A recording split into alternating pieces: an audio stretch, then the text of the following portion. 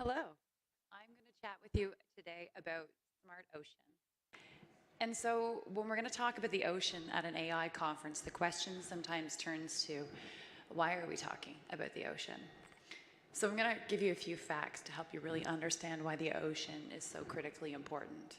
More than 80% of all goods that we touch are shipped across the ocean. So, anything that's manufactured, any food that we eat sometimes, some vehicles we drive, clothes we wear, goods that we wear, they're shipped across the ocean. More than 70% of the oxygen that we breathe is created using plants that are in the ocean. 3 billion people in the world get their primary source of protein from the ocean. And we have a carbon challenge in our global environment today, and 50% of the carbon that we have gets captured in the ocean. The ocean's a critical carbon sink for us. And these are the reasons why we think that the ocean is really critically important and why we're using data and AI to help sustain our ocean. Today, the global ocean economy contributes $1.5 trillion, and we expect it to reach $30 trillion by 2030. And when I say ocean sector, sometimes we think transportation and tourism, boats on the water, but we're also talking renewable energy, wind, tides. I'm from Canada, and we have some of the highest tides in the world that really create incredible tidal opportunities for renewable energy production. Aquaculture is incredible. We have to be very careful about how we do this, though. We want to sustain our ocean. We want to make sure we have fish for generations to come. So we also have to have farms and allow us to manufacture and produce in a calculated way. Military and defense is also really important. We absolutely want to ensure that we're all safe individually as countries. And so using information and data that comes from the ocean is very valuable as well. Sensor and acoustics. So when we think about where we've come from chips and battery storage, the sensors that we have today can collect data for durations that were never even fathomed a number of years ago. We're able to collect so much more information about what is actually happening underwater. And of course, autonomous vessels aren't just happening on land. They're not just vehicles that drive. We're also looking at autonomous systems that can be underwater or on the surface that can help more safely navigate. And as we run into challenges sometimes with finding skills resources for us to operate some of these systems, moving to autonomous systems can help us address maybe dangerous situations or address resource gaps that we have and we can't find the human capital to actually go and actually execute some of these jobs.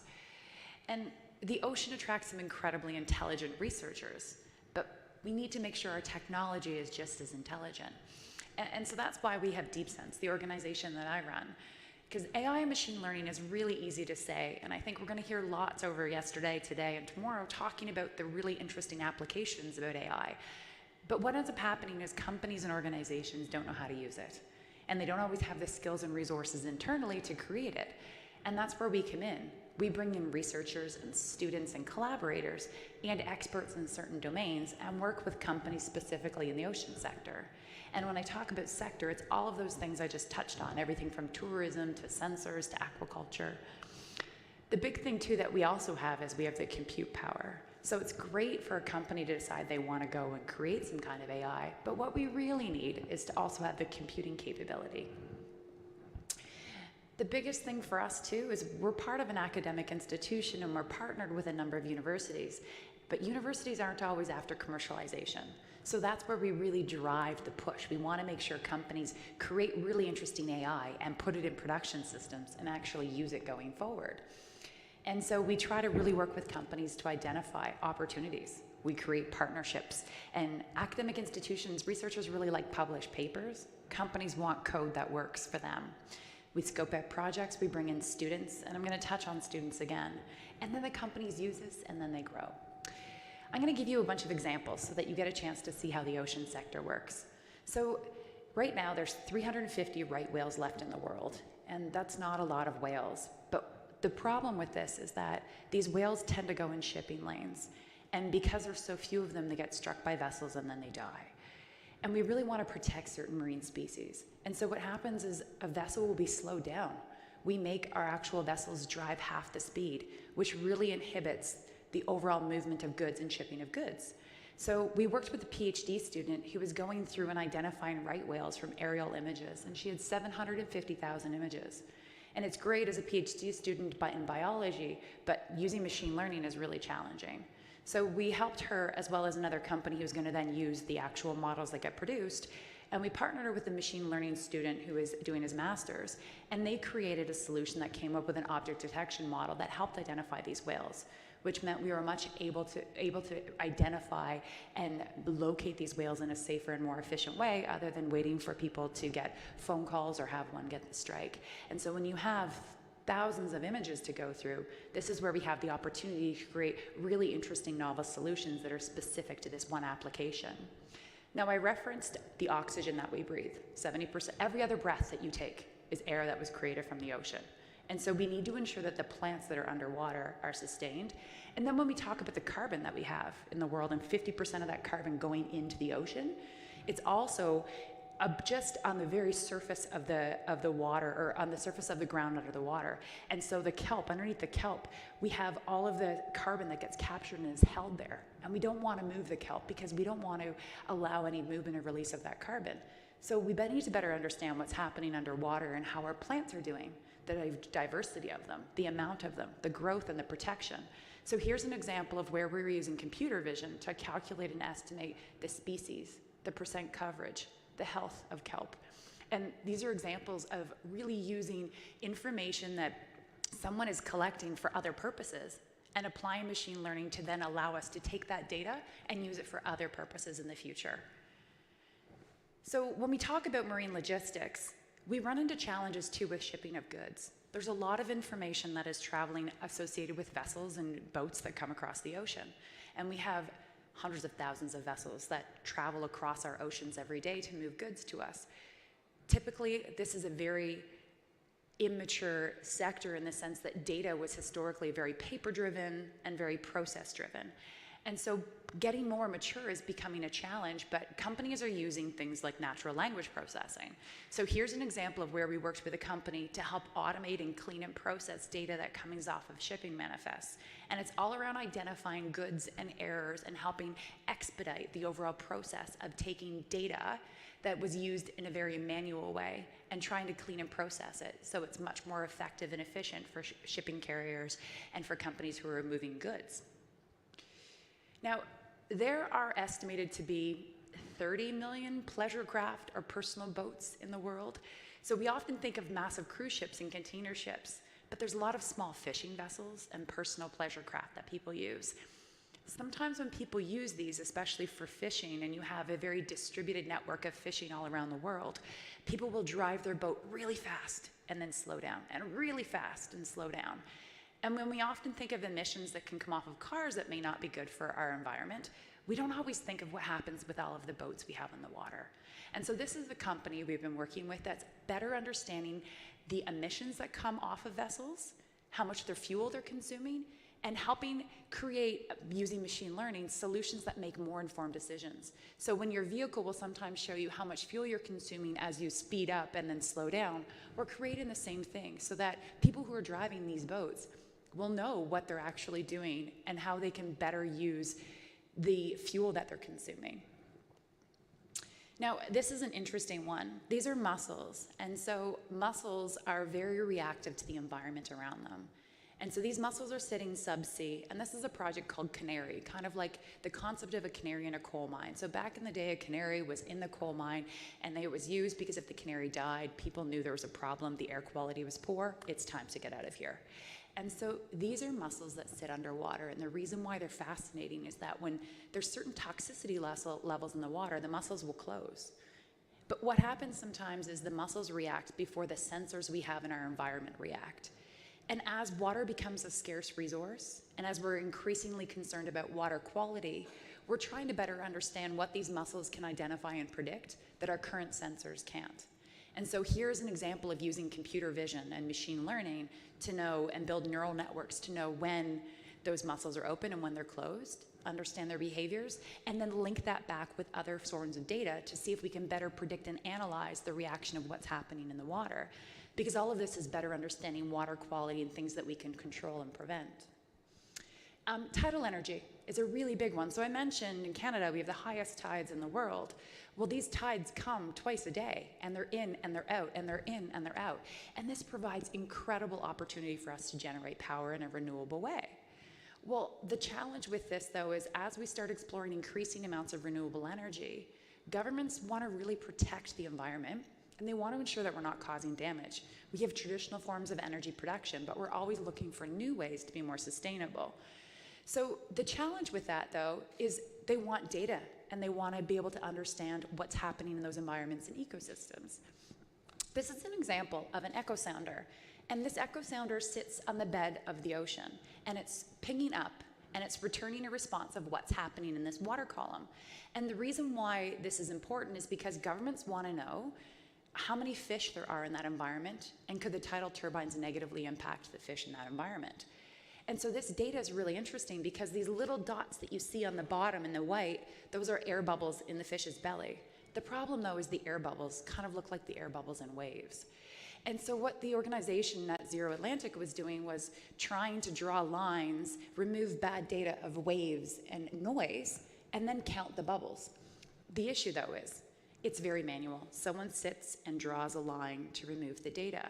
And this was okay back in the day when they used to pull one of these echo sounders behind a boat for a 24-hour period once a month and collect data. Well, now they've installed this platform underwater, and it's collecting data 24/7. And so what we did was we built a neural net that identified and drew the line automatically, removing the human aspect out of this. And this is why AI machine learning is incredible. It was okay for a human to do this. We needed the human to be able to go through and do this with an informed decision that first time around. But it was a really boring task. It was very manual, and people didn't enjoy it. And having the opportunity to go and take a role and replace it with the machine where the person was very skilled and very intelligent, but they could be redeployed to much more valuable work is the perfect application of where AI is super important for all of us. It also allows us now to better understand environments that as we're looking to increase renewable energy and other sources of energy production, it allows us to expedite the information that's important for decision makers. Another renewable energy example, so this is a hydro dam, and this is a hydro dam in Canada as well, and the company was working with the power utility. What happened was fish like to then travel through the hydro dam, and so they'd have someone sit and watch a camera and watch fish climb up a ladder that was going against the hydro dam, and then the fish would die. And so they'd have a person sit and watch and count fish. And what was really important was identifying the amount and the species of the fish.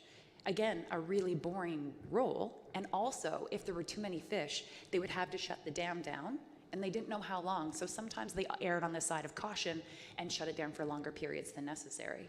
So here's an example of using sonar and images and pairing them up and identifying fish. But the reason why computer vision is fascinating and gets really complicated is because identifying a fish is very different than counting a fish, which is very different than identifying the species of a fish. And we were able to do all of these. And so all of them were building and creating different models that answered the problems that were really important to regulators and to the energy producers. Aquaculture is, as I mentioned, 3 billion people in the world use the ocean for their source of protein. This is aquaculture. And what happens sometimes is people are fishing, and they're fishing illegally, and they'll turn their tracking off of their vessels and go and fish. And that could be important for some, but it could also be really negative for others who are competing and trying to sell their wares and trying to produce and make it sustainable. And so here's an example of installing a camera on a vessel and being able to demonstrate and show the species, the type of species, the amount of species, because this allows regulators to better understand what's happening on vessels and actually know the species that are caught, ensuring people are maintaining quotas. And it's all around collecting data in a very harsh environment and reducing and replacing the ability for somebody to just sit on a boat and watch what's happening. We're allowing AI and computer vision to go and quantify and identify. Now, one other thing that's really important to some of the stuff that we do is around R&D. R&D is really important for organizations who are making sensors and different types of products. So OEM manufacturers who are building original equipment. The thing about the ocean that's fascinating is a lot of companies have historically made a sensor and sold that sensor and off it went. One of the other things that we're working on is trying to help those sensor companies create new products and services that align with their sensors. In the past, people didn't often develop their own software.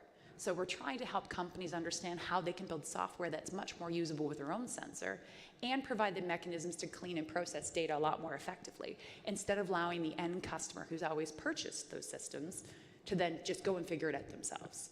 And we're working with an organization called COVE, the Center for Ocean Ventures and Entrepreneurship, and they have a subsea platform called the Stella Maris. And this is where we have 16 different sensors that are in different life cycles, different stages of their life cycle of development, and we're collecting really interesting data around event detection and providing redundancy for different measures.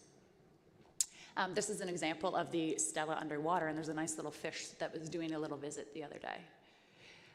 So the biggest thing about what we offer at DeepSense, the organization that I run, is we're really trying to help companies find where there's opportunities to become more data ready. Not every company is ready for AI, and we know that, and I'm sure it's an ongoing theme through every discussion that we have. But our big thing is making sure that we help companies better themselves and prepare themselves. Maybe it's helping them find somebody to help annotate data. Maybe it's doing some workshops on understanding how we can create a use case that's really valuable for them based on the data they have today, and then help prepare them for the data they're going to collect in the future that can address the real strategic problems they have. And matching the right expertise is critical, because in the academic setting where a lot of the knowledge around AI sits, it's really hard to find the company who has a problem and the researcher who knows a solution. And computer vision isn't the same as natural language processing. Sometimes we tend to lump AI into one bucket. And so someone will introduce a company to a researcher, but it's a mismatched skill. So we have the ability to understand both worlds and bring them together. We're trying our best to remove all of the barriers, providing resources, providing compute power, and providing domain expertise in areas where a company doesn't always have it. And of course, our biggest thing is we want to create something that's commercially useful. We want to make sure companies can take that and use it and generate something, whether it's reduce human effort and make themselves more effective and operationally efficient, whether it's creating something that's a differentiator in the market. Maybe it doesn't turn into something that produces new revenue, but it just makes you a little different from your customer. Or maybe it's a brand new product and service that you can sell that's incremental. Our challenge, like everyone, is getting students on board. The ocean, not everyone in the world knows about the ocean, has been near it, or understands the value of it. So where we invest a significant amount of time is with students during their undergrad, masters, PhDs, and postdocs to help them know why the ocean matters. And we bring them in and try to get them involved in projects on all aspects of any type of project that we do, whether it's early stage data collection all the way through training complex models. We also really focus on networking. Students sometimes get shy and aren't really sure they can reach out to people. So we force them to engage with others in the industry. We provide them mentorship opportunities and a range of mentorship opportunities. And we really try to drive them on attending sessions where they learn about ocean data applications and AI. We've created a lot of different self-directed training projects so they can go and do their own project and try to learn from it. And then again, introducing them to industry. It's not just about networking, it's actually having those contacts so that when a role comes up, they'll have a relationship established with an organization and hopefully find something that works for them. The reason why we work really well is because we're a government, private sector, university brought together. And so the government wants to drive understanding and adoption in Canada of AI in the ocean sector. Academic institutions and the organizations like the Ocean Frontier Institute, which is multidisciplinary, is really focused on helping ocean researchers take the work that they've done and bring it to industry. And then, of course, industry themselves is looking to advance. So far, we've worked with 250 different companies. We've helped them get on the path to AI or have completed and trained some really interesting models for them. We spend time as well with partners so that they understand the challenges associated with building AI. Often people will want to partner with an organization, but those agencies don't realize the complexity and assume you've got data, you should be able to have a model next month, and it doesn't work that way. We've engaged 1,500 students so far in ocean. We really want them to understand why ocean AI is critical. And so far we've had over 100 students who've been trained in depth. And so that's how DeepSense is making AI and machine learning possible to help support our oceans. Any questions?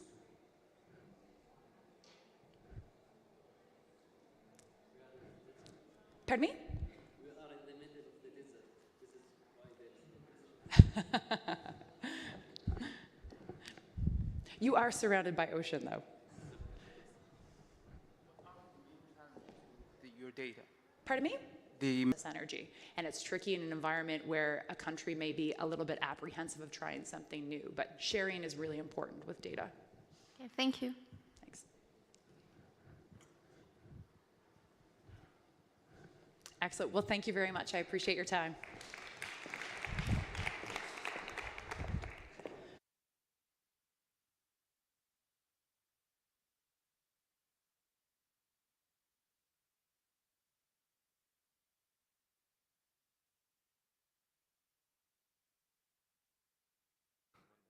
I'm nervous.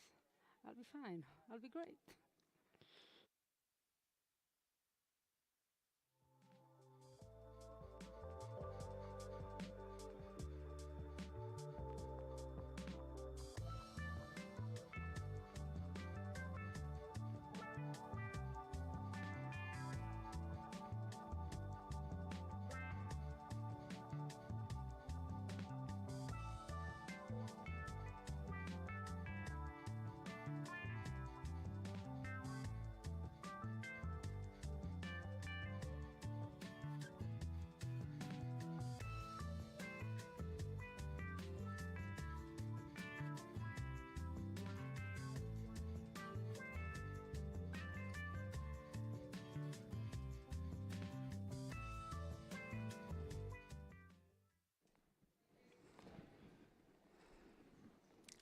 Oh, hello everyone. Well, I just gave them my notes, so if I forget something, then.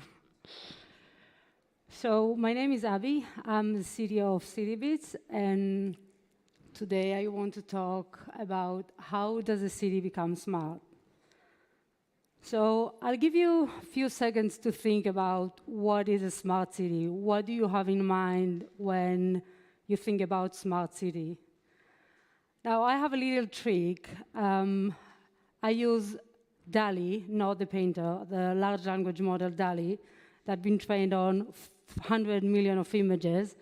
And I asked it, what is a smart city? Now, that's a great trick to get insights to society because it's been trained on caption images from the internet. So in a way, it reflects what we think about the smart city. I wanted to do that in real time, but the internet here is not great. So there you go. The one on the right is for the prompt smart city, and the one on the left is city in 2050. This is not very surprising. I mean, I bet that probably most of you thought about skyscraper, kind of augmented screens, flying cars. When we think about smart city, in 2022, we have 3.5 billion people, which is roughly 60% living in cities. By 2030, we will have 41 megacity. A megacity is a city that has more than 10 million people. The United Nations said that by 2050, we will have 5 billion people living in smart city, which is 70% of us. Now, on the other hand, we have climate change, and that will have a huge impact too, because we might have 1 billion people displaced and needing to move from cities, from coastal cities. So we really need to be smart about what we do with our current city and maybe building new cities. Well, that's a little bit surprise. When I did some research about smart city, I found out that this is a marketing term. Smarter City is a trademark that was registered by IBM in 4th of November, 2011. And essentially what it says is, it has 3 I's, which is instrumented, interconnected, and intelligent. Instrumented means you have IoT devices. Interconnected means all these devices are sharing data between them, and then intelligent is the obvious. You have some AI and machine learning that generate the analysis and the intelligence from that. Now, IBM did that because they wanted to become a leader in the smart city technology. That's all great. I'm not criticizing that. But let's just see how, if we just go with that definition, how this can go wrong. Smoothie. Making smoothie. Calendar. No meetings today. Remember, dentist at 9:30. Fire off. Fire off. Open door. Door open. And we're gonna do one more. Oh, yeah. Open door. Wrong voice command. Open door. Wrong voice command. Open. Open door. Repeat that. Open door. I didn't understand that. Hey, open door. Play on the floor. Get over the door. Open the door. Wrong voice command. Error. Hey, there. With a rock. Open door. Open door. Well, that's pretty much what happened if we just think about technology, IoT devices. So I needed to think about something else, maybe another way to define a smart city. And what I think is we should have people by design, because in the end of the day, we all live in cities. So when we design a smart city, or when we try to create a smart city, we need to think about people first. Then we have data and technology, and AI in the intersection between them. Now, I want you to remember this question mark in the middle, because we'll get back to it in the end. And this is not surprising. Well, I love large language model, and that's another one, GPT-3 by OpenAI, which is probably one of the most advanced AI that we have, and you can have conversation with it. I do a lot. I don't have friends, but these are my friends. And I ask it what a smart city cities is. would not be possible without the engagement of their citizens. Citizens are essential in a smart city because they help to shape the direction of the city and make it a better place to live.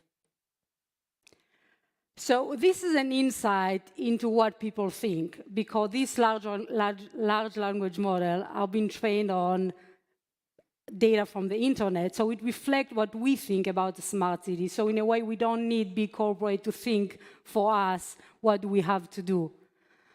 So now that we established that we need to have people by design, let's talk about the bottom of the triangle, which is data and technology. Now in smart city, we have a lot of technology that has nothing to do with AI, and there are people that are better qualified than me to talk about them. But what I do want to talk here is the intersection between technology and data, which is AI. So what is an AI? Well, we are in an AI conference, so unless there are some alien in the room, I bet that we all know what it is. But just to have a quick recap, John McCarthy, the founding father of AI, he defined AI in 1956 as the science and engineering of making intelligent machine. And there are 4 types of AI, which I don't want to get into them now, but if we go down into the really building blocks, the basic of AI and machine learning models, basically a traditional algorithm is trained on a rule-based system, whereas a machine learning model is learning from data, finding patterns from data. So essentially, we have data and we have model. Now, in the context of a smart city, where do we get the data from? People, right? And we can get the data from 2 sources. One is how I call it indirect, and the other one is direct. And what I mean by indirect is data that we generate from using some infrastructure or some resources in the city, right? When you drive your car and your plate is being registered, or when you walk into a shopping mall and there is CCTV taking pictures of you, or when you use some devices, there is data all the time flowing. And most of the time, you don't really have control over it. Well, you know, we can always go into a cave and not use any of this, but as long as we decide to live in the city, there is data about us. And I call that an indirect data because we are not purposely intended to send this data.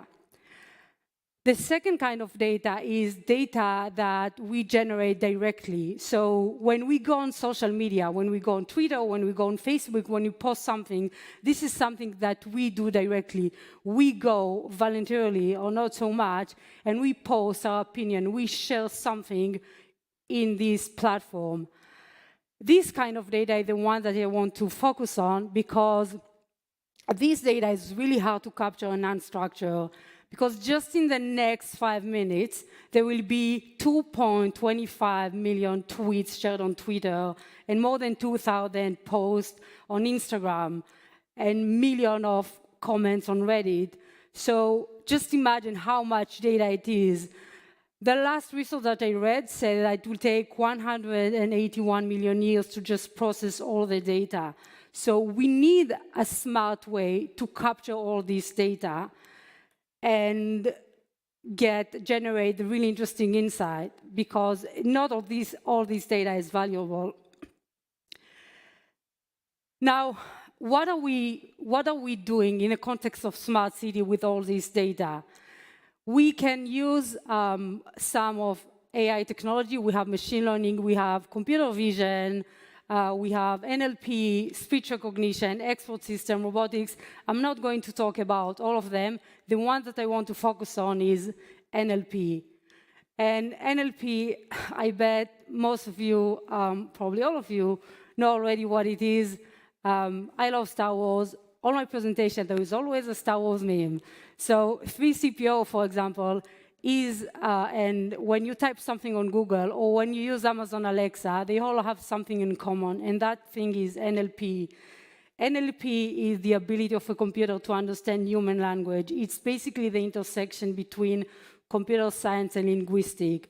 Now, NLP has two subsets. One is NLU, which is natural language understanding, and simply put is taking unstructured data into structured. And NLG, natural language generation, is the other way around, is taking structured data into unstructured. And so now, what are we doing? Now that we know that we have data and we have NLP, what do we do? That's what we do in CityBits and in context of City Insight. We take all this data. We are connected to more than 1 million data sources, from publicly available data sources to on-demand data for countries and cities that there is not enough data on them. We use NLP and machine learning, and we generate insight for better decision-making. Now, this insight can be prediction, can be causal inferences, or it can be anomaly detection for some alerts or things that you need to take into account in your city. We will get back to it in a second. So when NLP was around from the 1950s, that's not new, but what enabled us to create all these amazing models that can help us to get this insight about the city were the big evolution of NLP. And just to have a quick recap, I want to explain a little bit about the evolution. And it started with Alan Turing in 1950, and I want to show that video because, Oh, can they? Could machines ever think as human beings do? Most people say not. You're not most people. Well, the problem is you're asking a stupid question. I am? Of course, machines can't think as people do. A machine is different from a person, hence they think differently. The interesting question is, just because something thinks differently from you, does that mean it's not thinking? No, we allow for humans to have such divergences from one another. You like strawberries. I hate ice skating. You cry at sad films. I am allergic to pollen. What is the point of different tastes, different preferences, if not to say that our brains work differently, that we think differently. And if we could say that about one another, then why can't we say the same thing for brains built of copper and wire, steel? And that's this big paper you wrote. What's it called? The Imitation Game. Right, that's what it's about.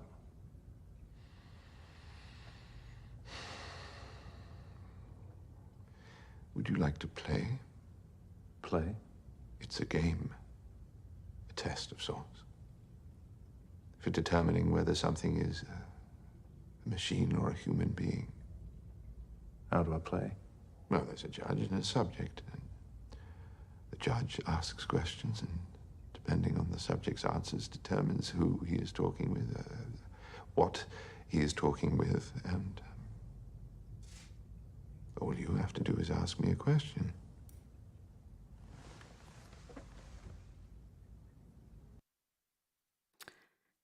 So, Alan Turing, the Turing test or the imitation game was the fundamental, the beginning of NLP. And if we think about the evolution of NLP, it's basically like we are learning a new language. Now, I'm trying to learn Spanish, so this is exactly how it goes.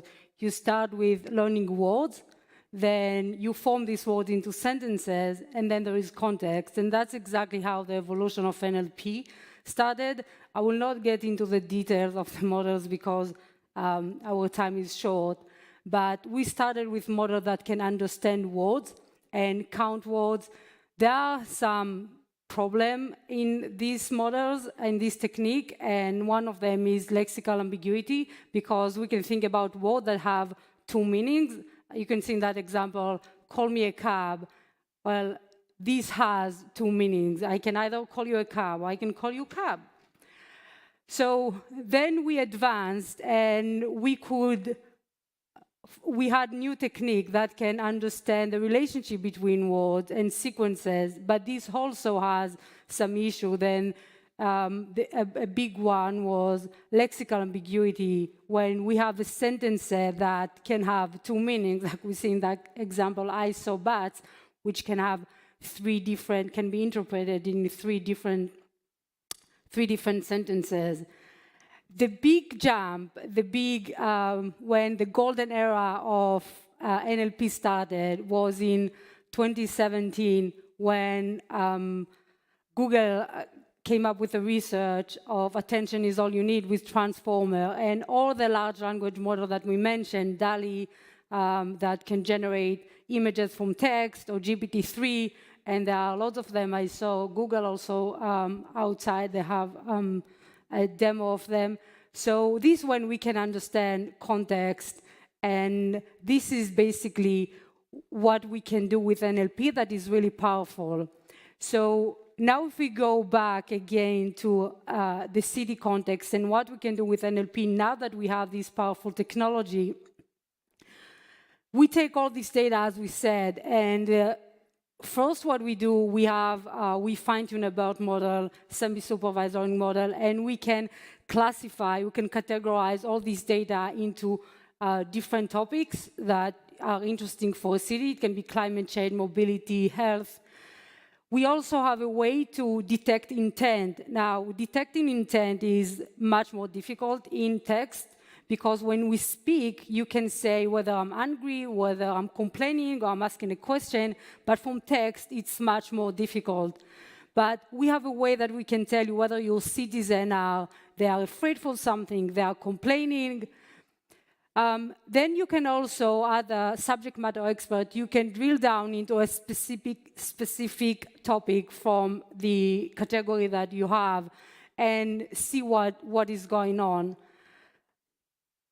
Some other thing that we do, we have automatic alerts, so we can tell you things that you need to take into account now, anomaly detection, and it's alert that require your immediate action. We also can tell you point of interest, like are there some places or location, and it doesn't mean a physical location, it's just a point of interest that your citizens are talking about. Now, something that is really, really important in a city, the demographic, because we want to represent everyone.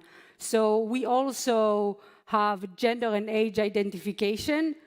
And this is, so you can also look at the data from different point of view, whether it's male, female, or a specific age group, and see what this demographic is concerned about, or what do you have to do in order to make them more engaged, or things that worrying them. My favorite thing that we do, and that is the social indicator, and this has been developed with Princeton and NYU, and these are indicators for trends in the city. So you can navigate the data through the lens of distrust, civil unrest, polarization, inflation, and this is very, very powerful when you want to make a decision in a more global level.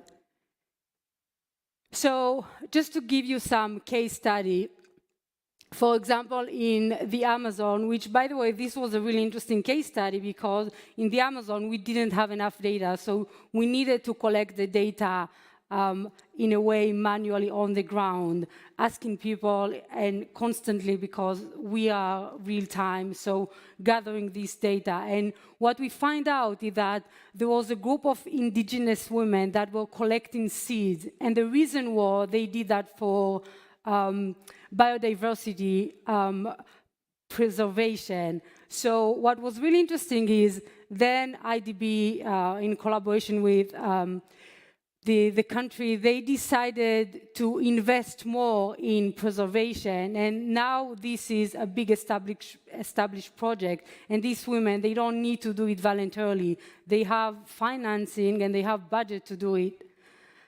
Another interesting case study was in Dublin. So Smart Dublin is an initiative in Dublin to make Dublin more smart. So they use us to understand what is going on in the city and to generate insights. So just as an example, from not long ago, they detected cyclists that were complaining about leaves in bike lane. So that made them decide to improve the bike lane and having more bike lane to the cyclists. So that is a great insight, for instance, for mobility, because you can invest a lot of money in creating metro station and flying cars, or you name it, but if you see that your citizens are using bikes, well, it's much cheaper, it's better for the environment, and that's exactly what they want.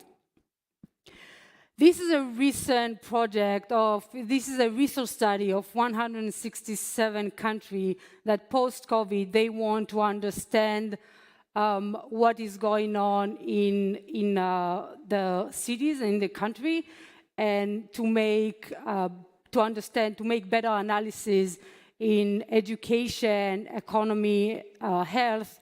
So this is more of a research, and it's more insight on a daily basis across all these countries. But I can talk about some more examples, but there is still a problem. So we know there are people, we have technology, we have AI, it's all amazing. But we talk about Vancouver. I want to give you now to speak about Toronto.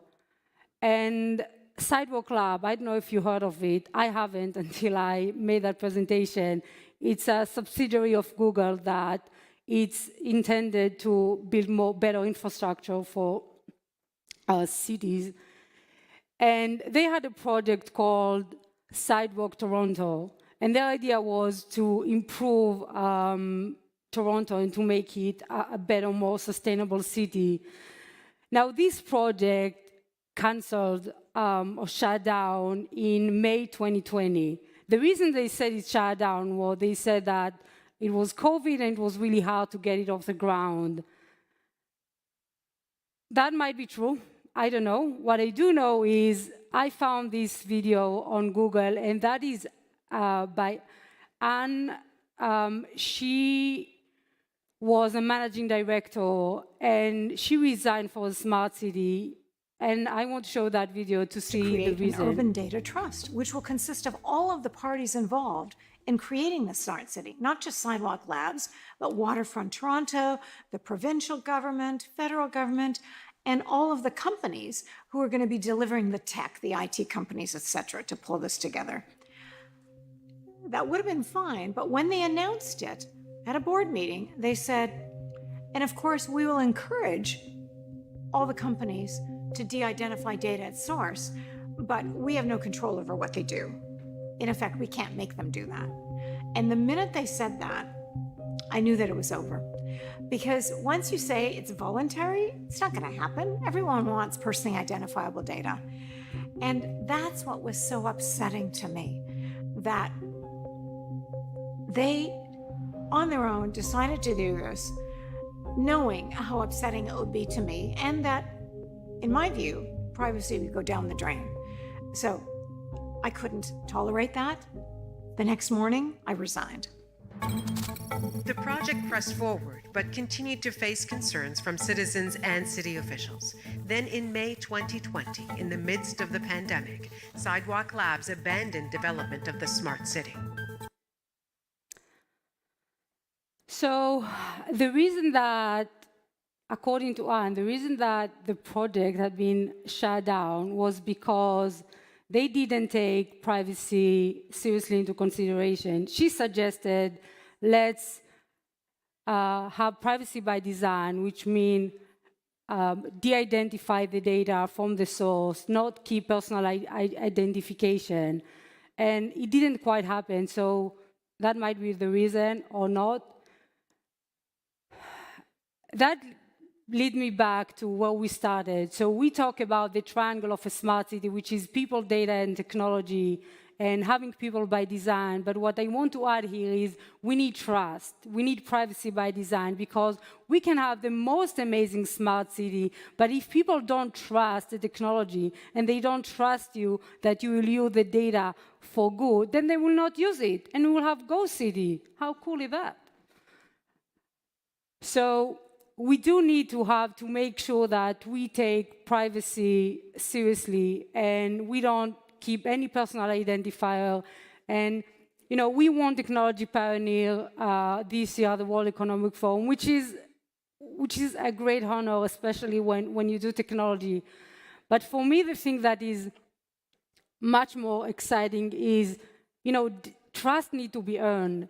And the fact that the people or the city, the country that work with us, they do trust us because we take privacy and transparency very, very seriously. When we, starting from gathering the data to analyzing it, we don't store any personal identifier. We are debiasing as much as we can and the data. And I think this is really important, because if we don't have trust, then we don't have people, and then we have nothing. And what I want to suggest is there are many indexes for smart city, right? We have the smart city index, we have digital city index, we have sustainable city index, and probably 10 more that are measuring how your city is more digital, more sustainable. But I couldn't find any index that suggests, let's measure how city is really taking its citizen into account, how city is really taking care of the privacy and the transparency of its citizens. So I don't know, maybe someone here will come up with that initiative and measure that.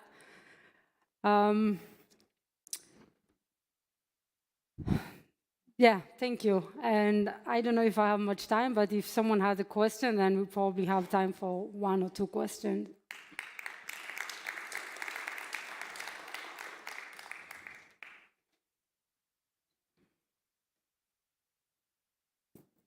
Yeah. Thank you very much for the presentation. I really enjoyed it. Now, the concept of cognitive cities, I think it would take smart cities a little bit further.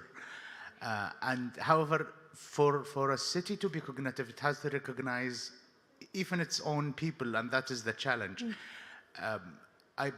how would such concept be developed without actually a trust of human in AI?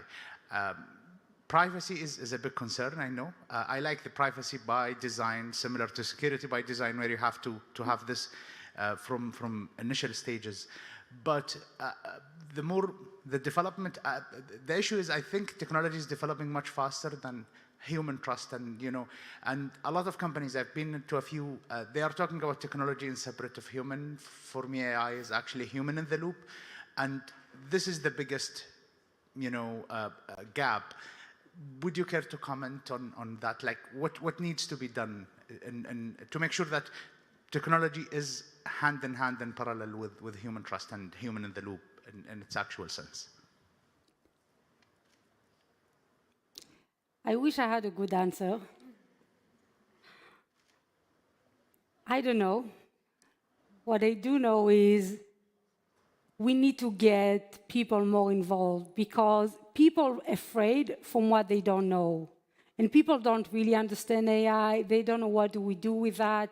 So if we are more transparent, if we engage them more, it can be more open source, it can be more educating, then that can be a starting point. But I mean, probably it's not a full solution, but it's a start. And if anyone here has a better idea, then please come and talk to me, because I'm really, I don't sleep well at night because of that.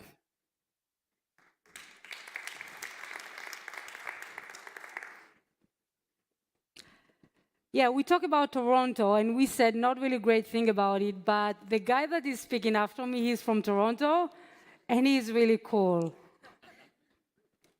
I don't know him, I met him yesterday.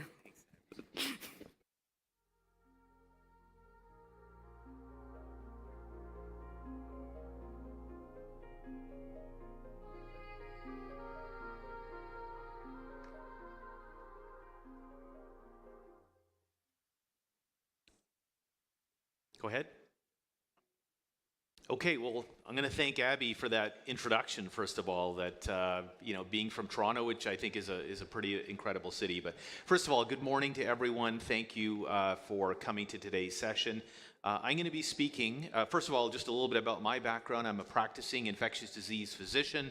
I'm a professor of medicine and public health at the University of Toronto, and the founder and CEO of a global outbreak intelligence company called Blue Dot. And what I'm going to be speaking about this morning is about the challenges that the world faces in this new era of epidemics and pandemics that we find ourselves in. And of course, I'm going to be talking about how artificial intelligence and other types of advanced data analytics can play an important role in helping us better prepare for and respond to these threats we know that we will inevitably face. Okay. I'm going to start out just by, in case there's any questions about whether we actually are in an era of epidemics or pandemics, I thought it would be worthwhile taking a few minutes and just looking back at the last 20 years before COVID, just reminding us how many disruptive global outbreaks we have encountered. In 1999, I was doing my infectious disease and public health training in New York City when this virus, West Nile virus, showed up.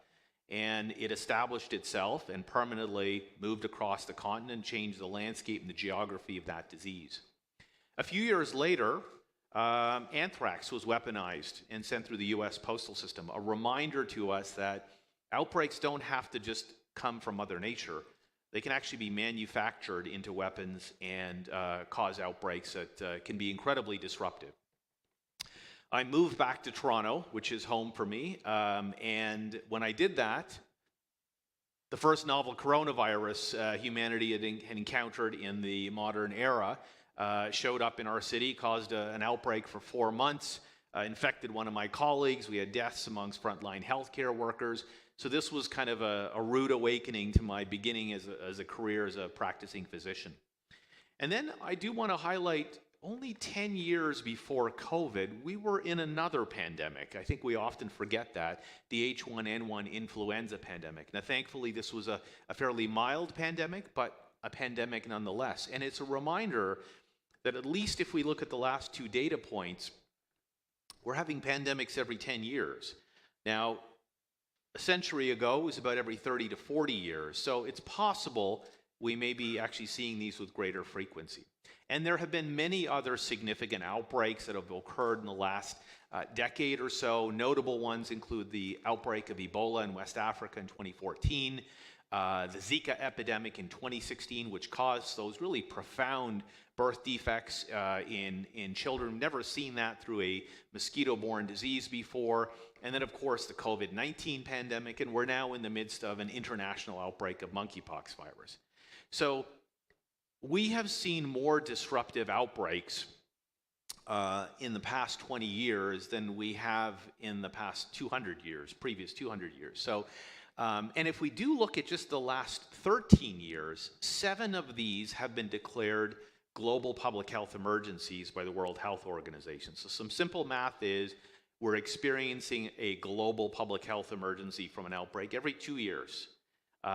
So hopefully this dispels the question as to, are we in an epidemic or pandemic era? Clearly the answer is yes, and unfortunately there are more of these that are coming. Now, it's not just that they're more frequent, they're becoming more disruptive. Now, when SARS happened and I began my career, this outbreak affected 29 countries, or about 8,000 cases, 800 deaths. It cost the global economy $40 billion. This was a completely unprecedented event. We've never seen anything quite like this. Today, with SARS-CoV-2, this looks like a rounding error. We have the entire planet has been impacted. We have over 600 million confirmed infections, and we know that's a gross underestimate. There are billions of people who've been infected.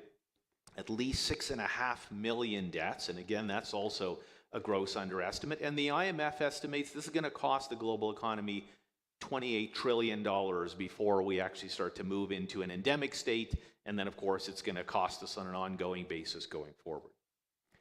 So one of the big challenges that we face with infectious disease outbreaks is, boy, they spread really quickly. They emerge without notice. And then before we even realize that they're spreading to different parts of the world, they're causing other local outbreaks. And this is just a reminder that time is absolutely critical. It's everything when you're confronting an outbreak.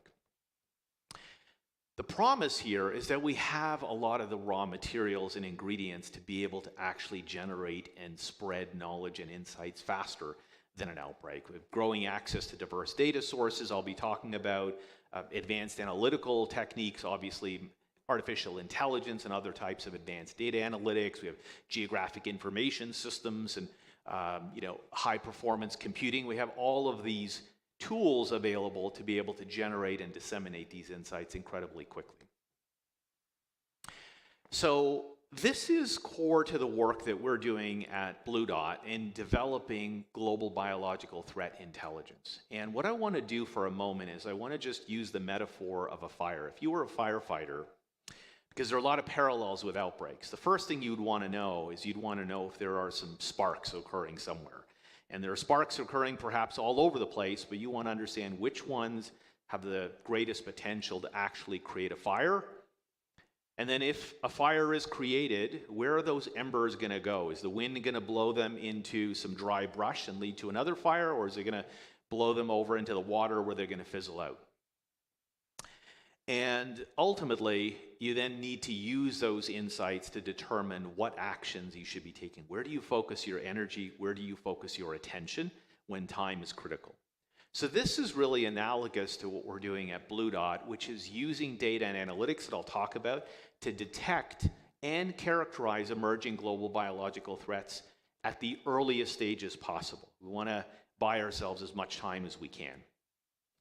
The second pillar is really about understanding their potential to turn into epidemics, their pathways of local and global dispersion. Where is that microbe going to land? Where is it going to arrive? And does it have the conducive environment to actually be able to further propagate and lead to another outbreak, or, in the case of West Nile virus, permanently establish itself in a new geographic area? And finally, a piece I really want to highlight is and based on experience during the COVID-19 pandemic, is that all of the gains in time in early detection and understanding of a threat, you lose all of those gains if you can't actually turn an insight into an action in a timely manner. And so this becomes really important about how machine intelligence interfaces with human intelligence in order to facilitate timely decisions. So I'm going to just start out by talking a little bit about how we're using natural language processing and machine learning to be able to detect signals of outbreaks at the earliest stages possible, and also how we're augmenting those capabilities with human intelligence. So one of the things that we're doing is using vast amounts of open source multilingual text data that's found on the internet. This is all openly available online. We do know that when official reports of an outbreak come through public health agencies, there's a lengthy verification process, there's a process by which this then has to be communicated, and often that can lead to significant delays. We need to know about these threats at the earliest stages possible. So here we're using open source data in 65 languages, consuming hundreds of thousands of different online sources, and looking for early clues that there may be outbreaks of known infectious diseases or syndromes like a respiratory illness where we don't actually know what the underlying cause is. This is where we've been using unsupervised machine learning to actually cluster some of the data, but supervised machine learning to be able to recognize here's an outbreak of measles or Zika virus or whatever it may be, or here's an unusual syndrome that's circulating in the population. I think Abby spoke a little bit about anomaly detection in the last presentation, and this is really important. We run this through a process where if we have a known microbe, we're comparing it to historical data. Is it occurring in a geography that's new, where it's never been seen before? Is it occurring at a time of year where it's unusual if this happens to be a disease that has a seasonal pattern? Is the threat or the outbreak larger than what is normally expected based on historical data, or even is the characterization of how it's presenting itself differing from established norms, so that maybe this is a virus or a microbe that has developed new capabilities and has adapted in ways that render it to have new clinical impacts on people. And then finally, we apply human intuition and insight to this problem, because in many instances, we actually don't have any historical data. When we're dealing with a newly emerging microbe that humanity has never seen before, there's no historical data. We've got to go back to our intuition, understanding of virology and immunology and epidemiology and some of those core concepts. So this is the process by which we go from taking vast amounts of unstructured data to identify those early signals, determining if there are anomalous events that really capture and demand our attention, and then ultimately making sure that we're getting those signals out to individuals and organizations that need them. And this is in fact exactly what we did at the very beginning of the COVID-19 pandemic. We were picking up early rumors of an unusual respiratory syndrome circulating in Hubei province back in late December of 2019. On the morning of December 31st, 2019, we sent out this alert to all of our partners and organizations that we work with, because we went through that process and said, this is concerning.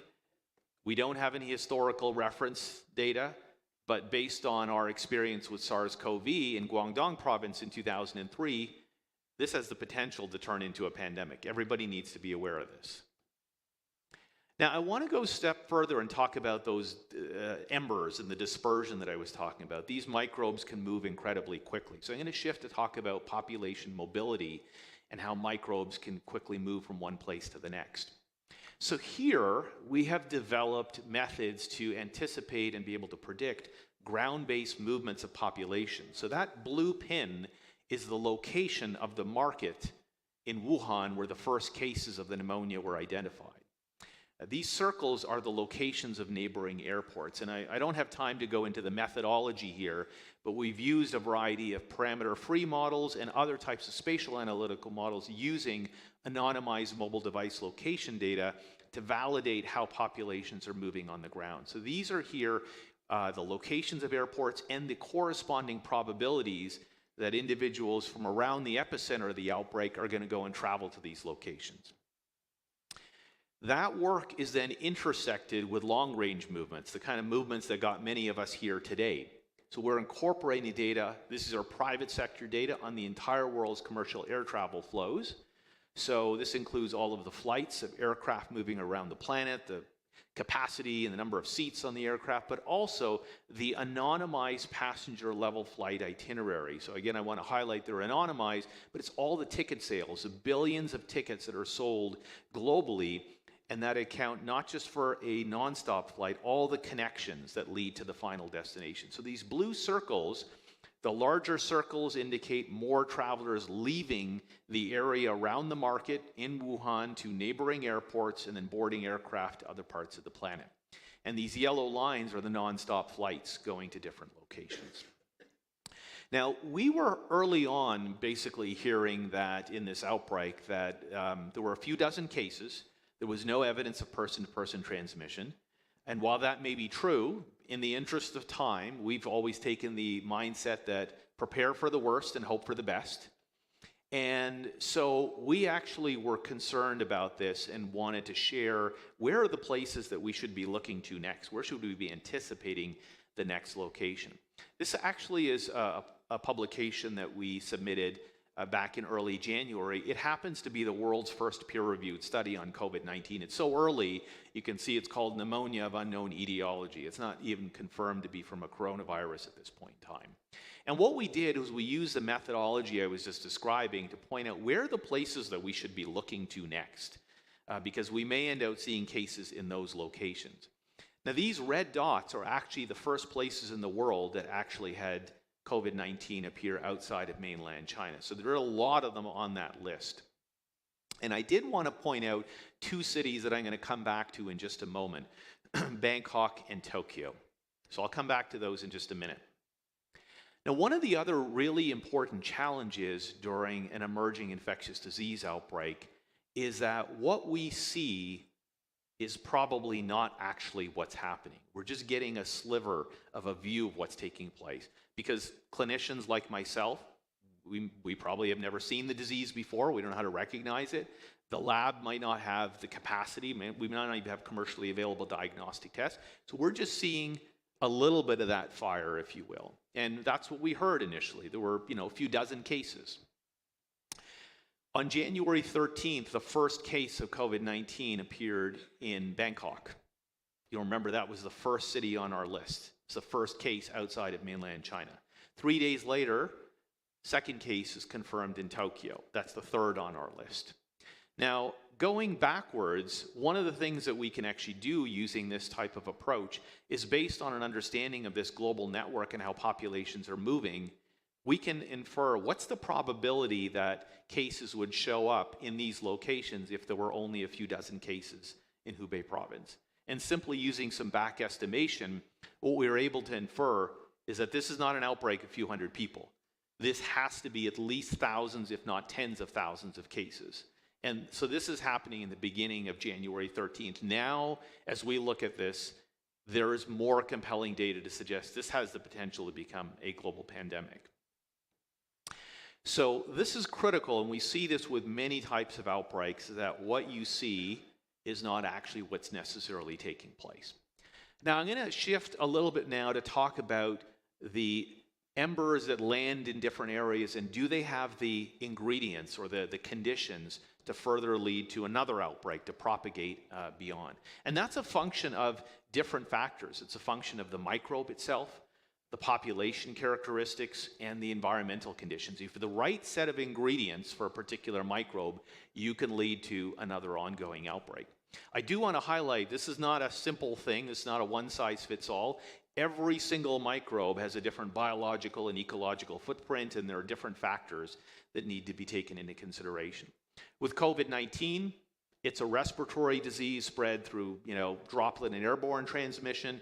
The population has no underlying immunity in the world, and it's happening in the middle of winter when it's cool and dry and people are indoors. So pretty much this has the potential to propagate anywhere. But for many other types of infectious diseases, notably things like mosquito-borne diseases, we were talking about Zika virus earlier, there are a different set of conditions. This happens to be an Aedes mosquito which is a particularly efficient mosquito at transmitting a wide range of viruses from yellow fever to dengue, Zika, chikungunya, and others. But of course, it needs to be in the right climatic conditions. So if a traveler is carrying one of these viruses into a new area and it doesn't have the right environmental and climatic conditions, the mosquito may not live long enough to be able to ingest the virus from one person and transmit it to the next person. So this is where a different set of data start to come into play. Data on mosquito observances, being able to infer what are the probabilities that mosquitoes are in different locations, and how do we use all of these other factors, temperature and precipitation and humidity, that are important to the life cycle of that mosquito to ultimately model and predict whether or not there's suitability for ongoing transmission. So this is, in fact, actually going back one emergency prior to COVID, some of the work we were doing during the Zika epidemic in 2016. Similarly, here there were only, early in the course of the outbreak, just a few cases that were confirmed. But we suspected, given the widespread presence of Aedes mosquitoes, that there was probably a lot more transmission. And here, we are using data on the mosquitoes, data on the environmental conditions to identify where are the places that are optimal for that mosquito to be able to transmit and spread this virus. These are the locations here that are noted in dark orange. Using the methodology I described earlier, all of these commercial airports are within close proximity to those locations, and then we captured all of the movement data from all these various locations across the planet. I'm going to just share with you a view of this looking at the Western Hemisphere.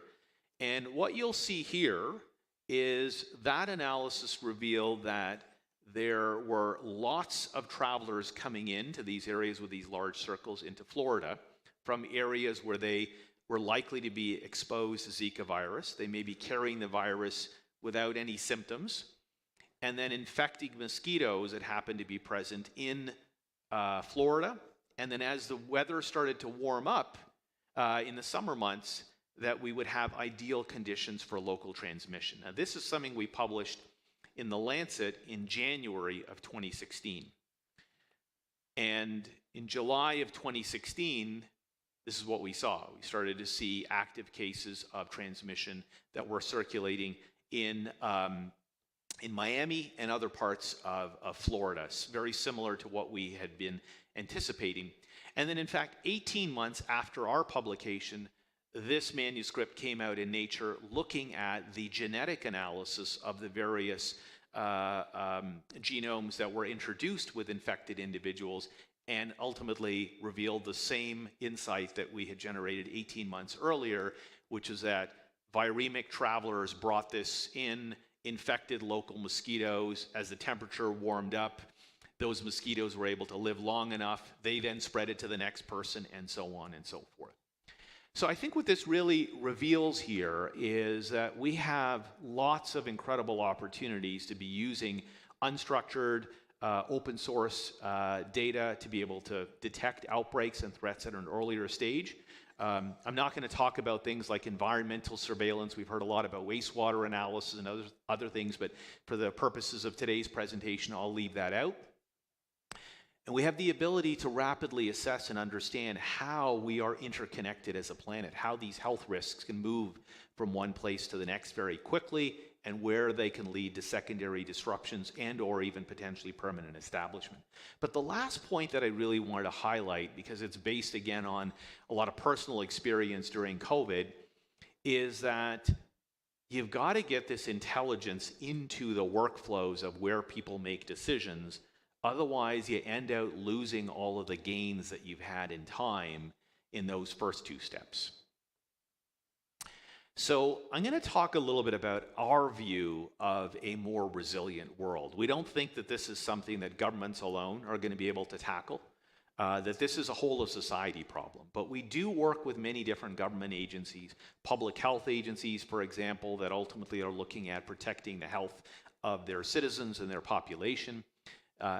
National defense organizations that are ultimately looking at protecting the armed forces wherever they may be deployed in the world, and national security organizations as well, to identify those anomalous events that may indicate that this is not from Mother Nature. This might be a biological weapons attack, or outbreaks of things like anthrax and plague, that if those specimens are actually taken, someone may be able to use them and manufacture a weapon. Where we're excited about and have had some experience over the course of the pandemic is we really believe that large global enterprises can be an important public health actor in contributing to a healthier and a safer world. There are thousands of them, and we've quickly learned, and those organizations have learned, that these outbreaks can impact critical operations, impact critical supply chains, and of course threaten their most valuable asset, their people, the health and safety of their employees, their customers, and so forth. Going forward, with this intelligence really needs to, I believe, come down to frontline healthcare providers. And I say this as someone who gets called to the emergency department to see someone with an unusual febrile illness who's just come back from the remote jungles in Borneo, for example. Most physicians are not trained in infectious diseases or tropical medicine, and certainly no physicians have the time to be able to monitor what's happening around the planet continuously, but their life depends upon it, the patient's life depends upon it, and in many instances, all of our lives depend upon an astute clinician being able to recognize that this is an important outbreak and stopping it, or an important microbe and disease, and stopping an outbreak in its tracks.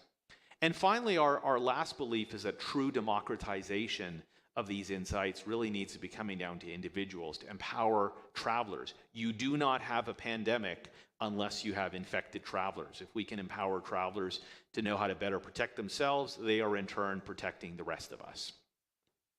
So I'm going to just wrap up and conclude here with a bit of the roadmap of where I think we feel things need to be headed in order to actually create that more healthy, safer, and more resilient world. Number one is getting actionable insights turned into actions means we need to get these insights into the established workflows of many different organizations. Many of them have not thought a lot about pandemics and epidemics. COVID was sort of a great awakening. The second is the concepts that we're communicating, they're complicated. They are not just a lot of data, but they're complex biomedical concepts. Who would have thought that a human would infect a mosquito? But that's actually how a disease like Zika virus and dengue and others actually spread. There's also importance in understanding and being able to have people understand the transparency. How did we turn these data into insights? Going back to the last point about trust and adoption. And finally, one area we're quite excited about in doing some ongoing R&D work is in natural language generation. Remember, our goal is to compress the timelines between detection, understanding, and action. And natural language generation can allow us to be able to generate a lot of these outputs that we can then have a human review, but ultimately compress those timelines to get these insights into people's hands. So I'm going to just wrap up here with, I think, a really important aphorism that is a good reminder. It's from more than a century ago. Spanish philosopher George Santayana, those who cannot remember the past are condemned to repeat it. And so I go back to that first slide showing you all the outbreaks that have occurred in the last 20 years. There are more coming.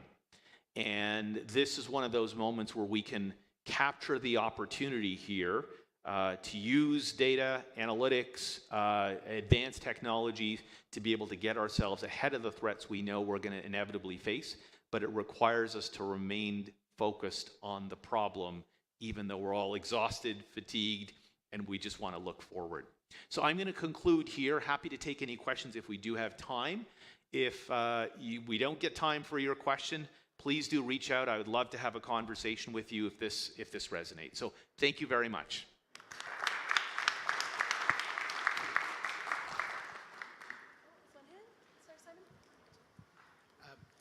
Thank you very much. And I love Toronto, so it's perfect. I have two questions, quick ones. One is, since you based most of your analysis on text, have you ever worried about misinformation if something comes up, manufactured just to sow chaos and fear among the world? That would something be happen.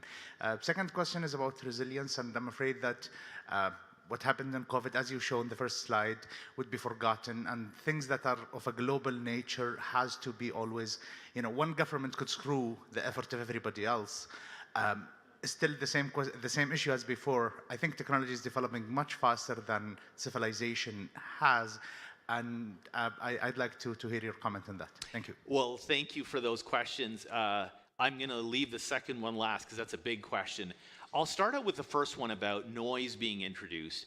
And this is an ongoing challenge, misinformation. There's, the infodemic, if you will, of misinformation. And so this is where today we still believe that human review of some of this information is critical. I don't know, personally, we don't really believe that this is something that should be entirely, run through and analyzed just using machine intelligence. So we have a process where our subject matter experts, our physicians, our public health experts, our epidemiologists are reviewing all of the kind of the needles in the haystack that the machines are presenting to us to make sure that they actually sort of pass the test. And then through some of our own informal networks, we're verifying, is this actually real? Do we have confirmation of this, and so forth? So I think that's going to be important, but there are supervised ML opportunities to then further classify that. No, that was actually misinformation.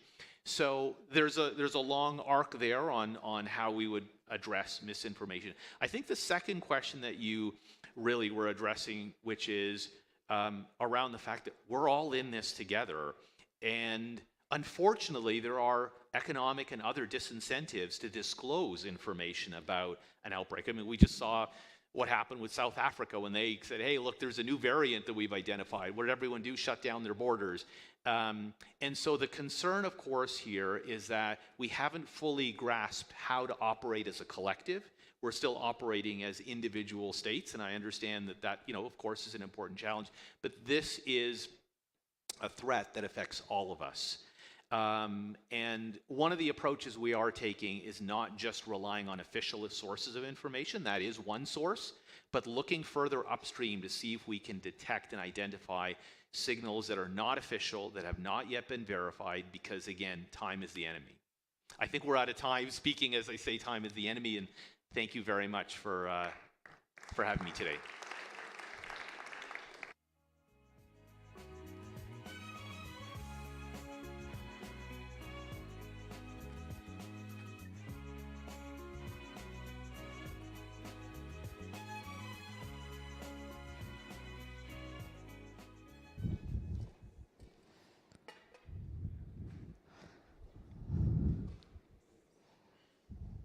Hello. How's everyone doing? Good, alhamdulillah. Thank you so much for taking the time and being here for this session. So I'm going to tell you today a little bit about AI and geospatial. My name is Nadine Alami. I'm actually very, very happy to be here in Riyadh. This is my second trip ever.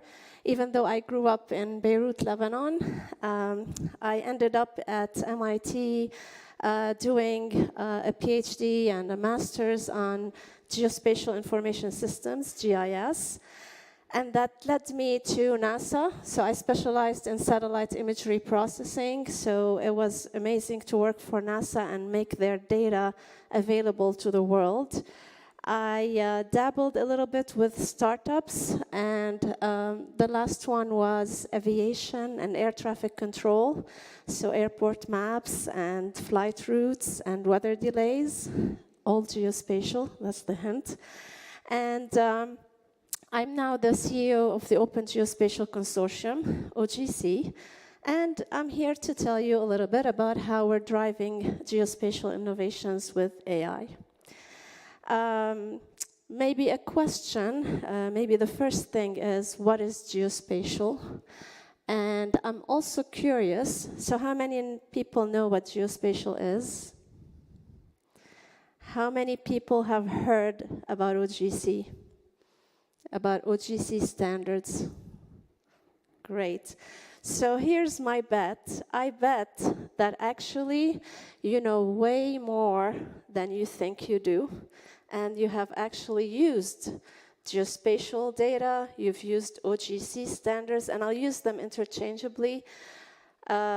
you have done that more than you think you did, because have you used a map recently? Ubered maybe from the airport or somewhere? Maps, geospatial, because this is not just a pretty picture. This is actually the information about the roads and the transportation and the drivers and the cars, all geospatial. The amazing thing is it's not just for fun. It's not just Uber and Uber Eats. It's also for serious stuff.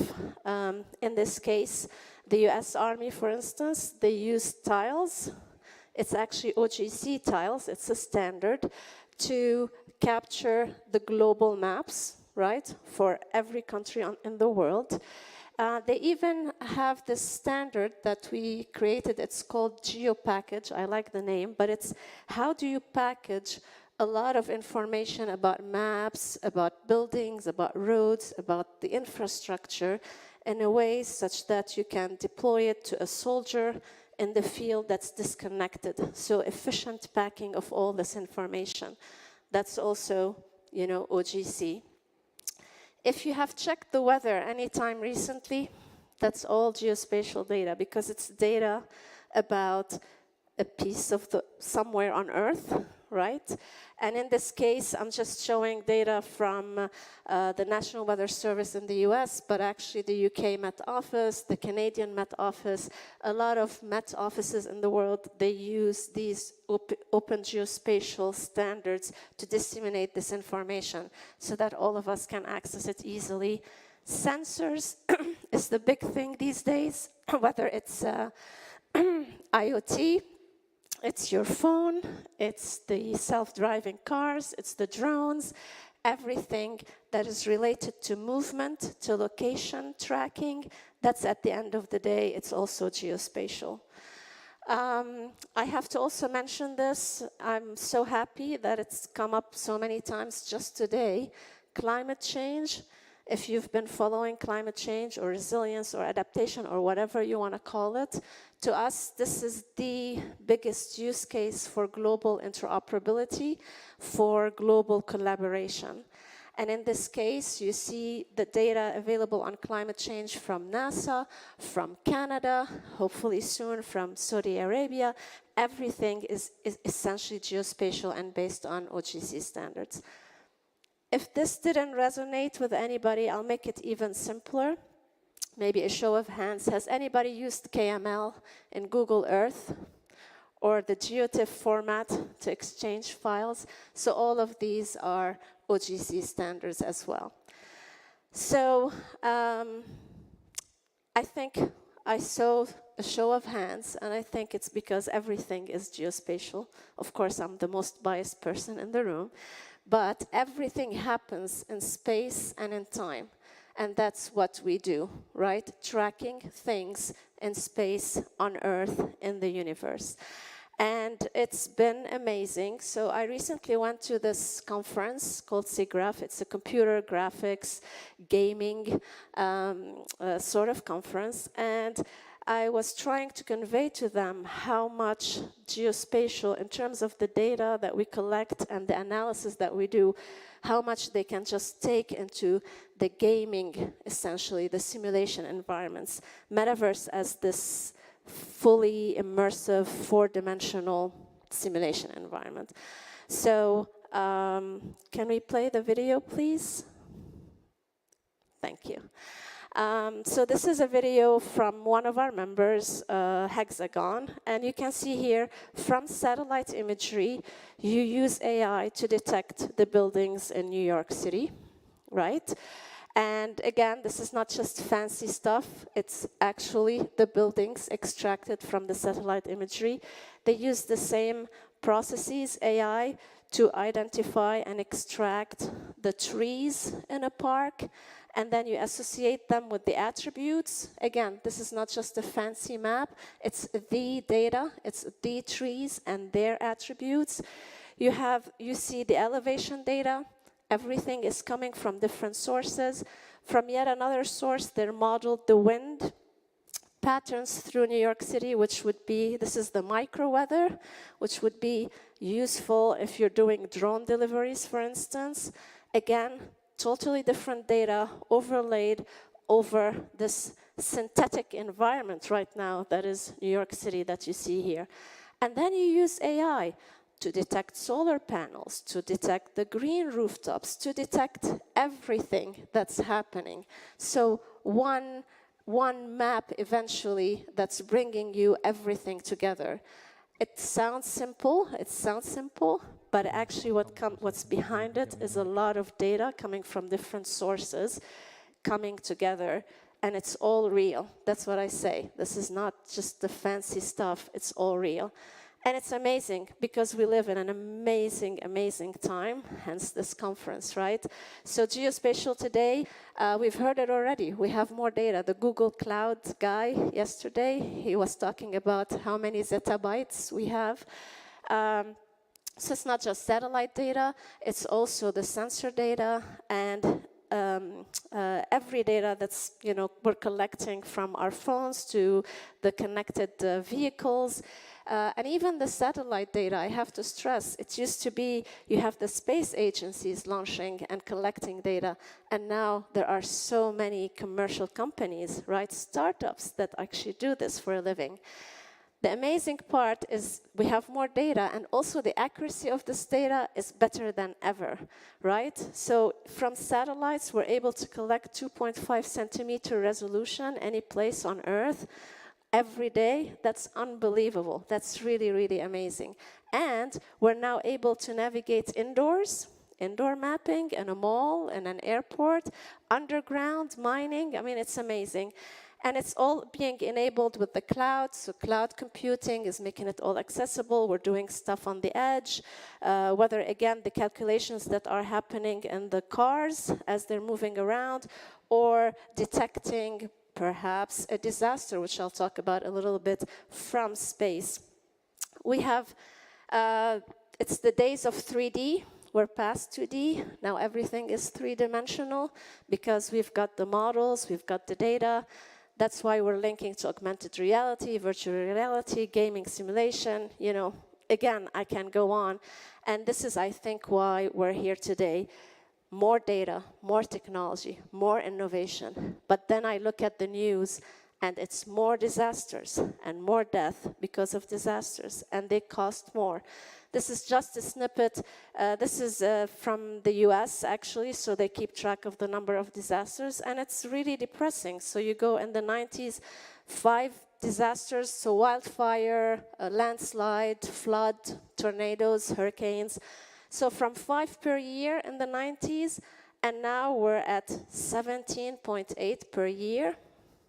It's too much, and it's happening everywhere. It's happening in Europe. So this is the town in Germany that drowned. Is it a couple of years ago now? Because the mayor didn't have the right information at the right time. Even though I was just telling you, look at how much data we have, but we couldn't act on it. The wildfires, whether they're actually in Asia or North America.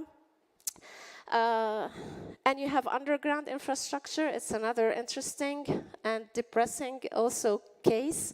I know at least in where I live, every time they want to construct a new building and they dig either the street floods, and this is Washington, D.C., either the street floods or we lose internet because, the utilities don't talk to the, so the electric doesn't talk to the water, doesn't talk to the internet, and it's costing this study, we have New York, we have London, we have Singapore, costing billions of dollars, because this data is not talking to each other. So that's why everywhere I go, we talk about FAIR.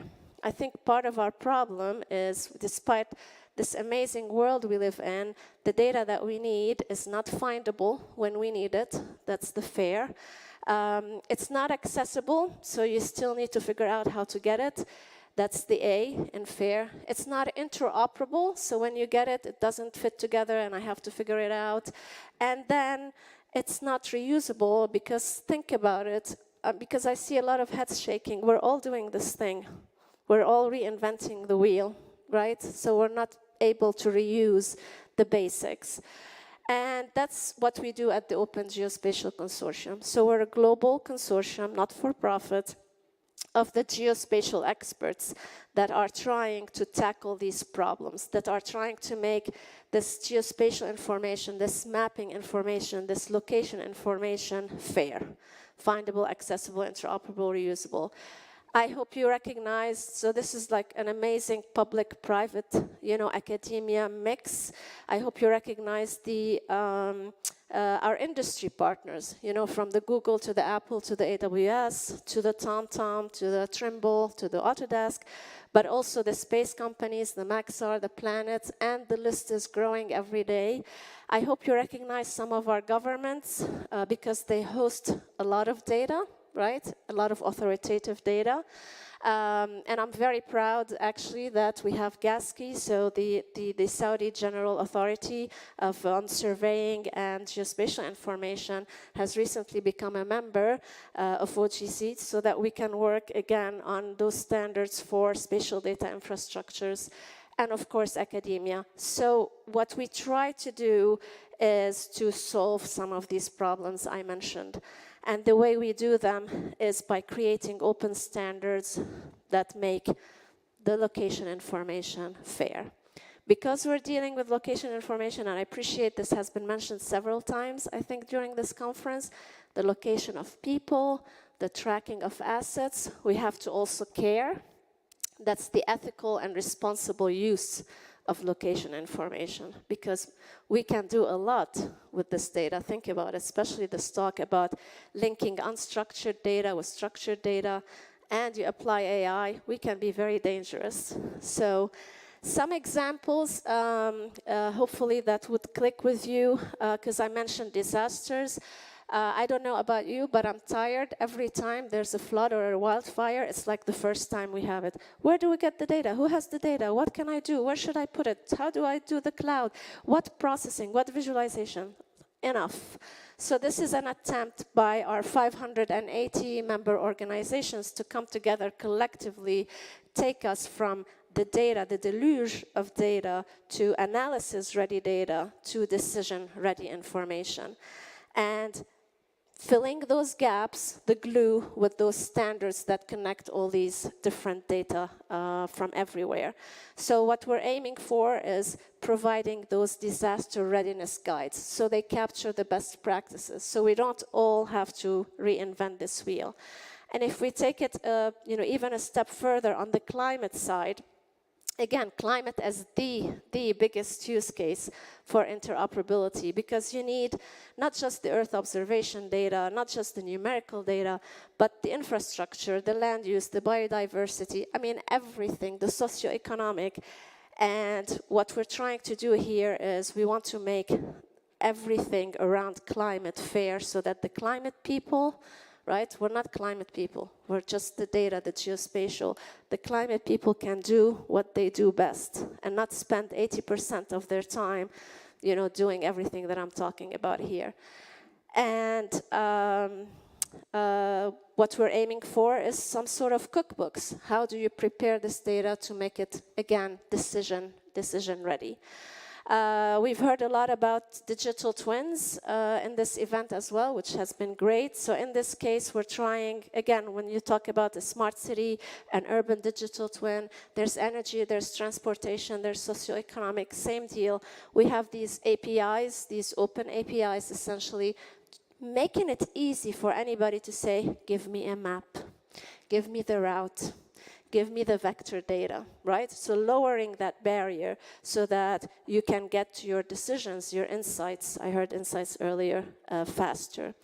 3D has been, again, this is the age of 3D, modeling the world in 3D. We have standards like City GML, so this is modeling a whole city at the city level, at the neighborhood level, at the street level, at the indoor level.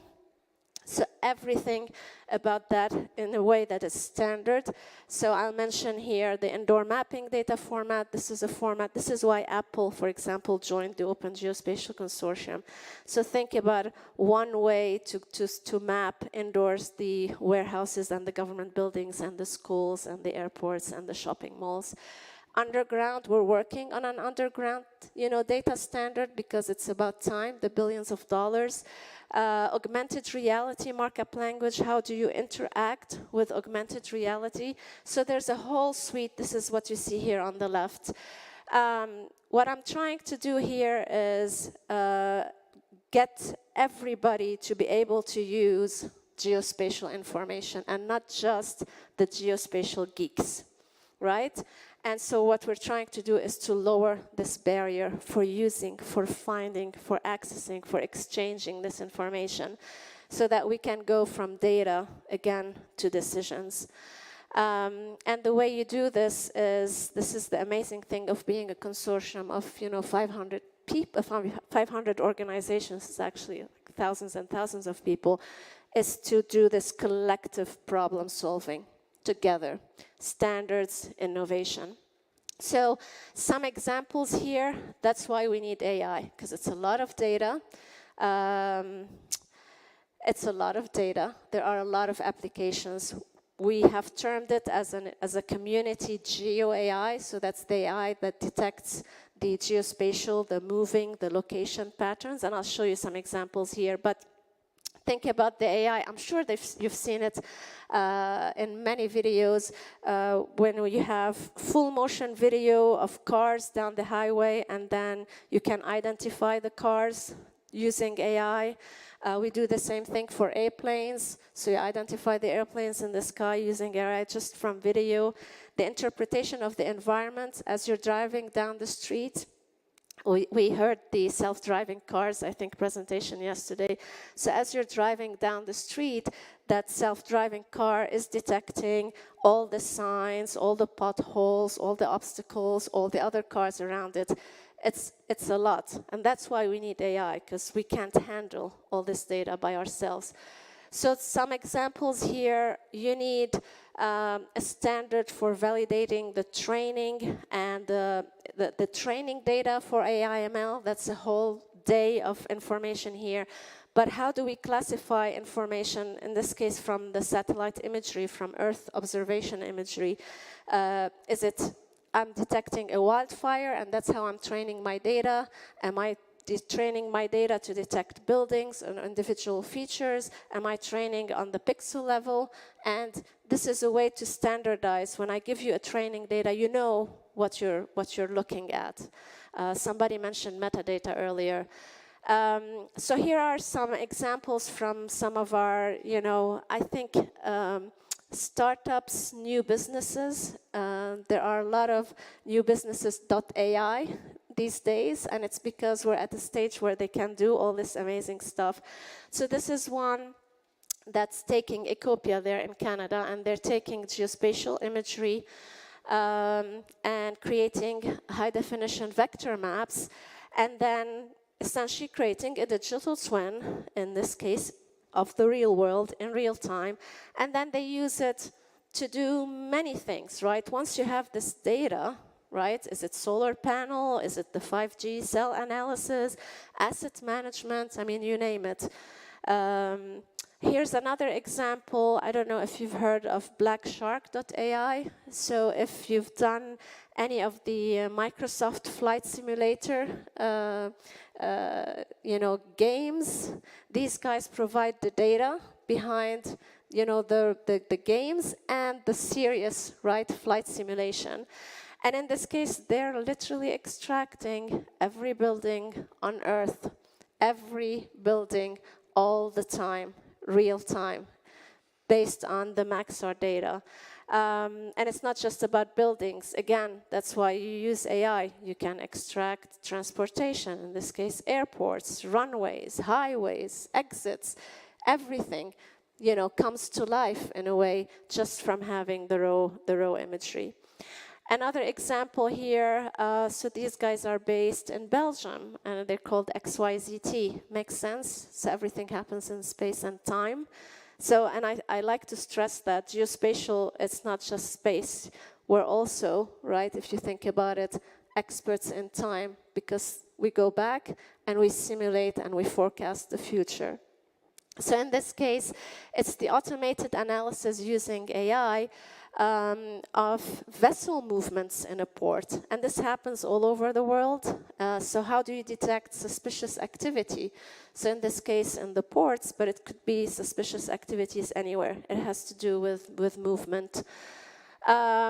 This other company, it's actually based in India, so AI Dash, they apply the GeoAI for electric utilities. So they bring, again, high-resolution, multispectral satellite imagery and a lot of ground data and sensor data, and they essentially monitor electric utilities out there so that you can plan, prioritize, optimize operations, maintenance, and so on. Again, speed. Instead of spending time on the basics, it's actually getting, call it data to decisions, data to decisions.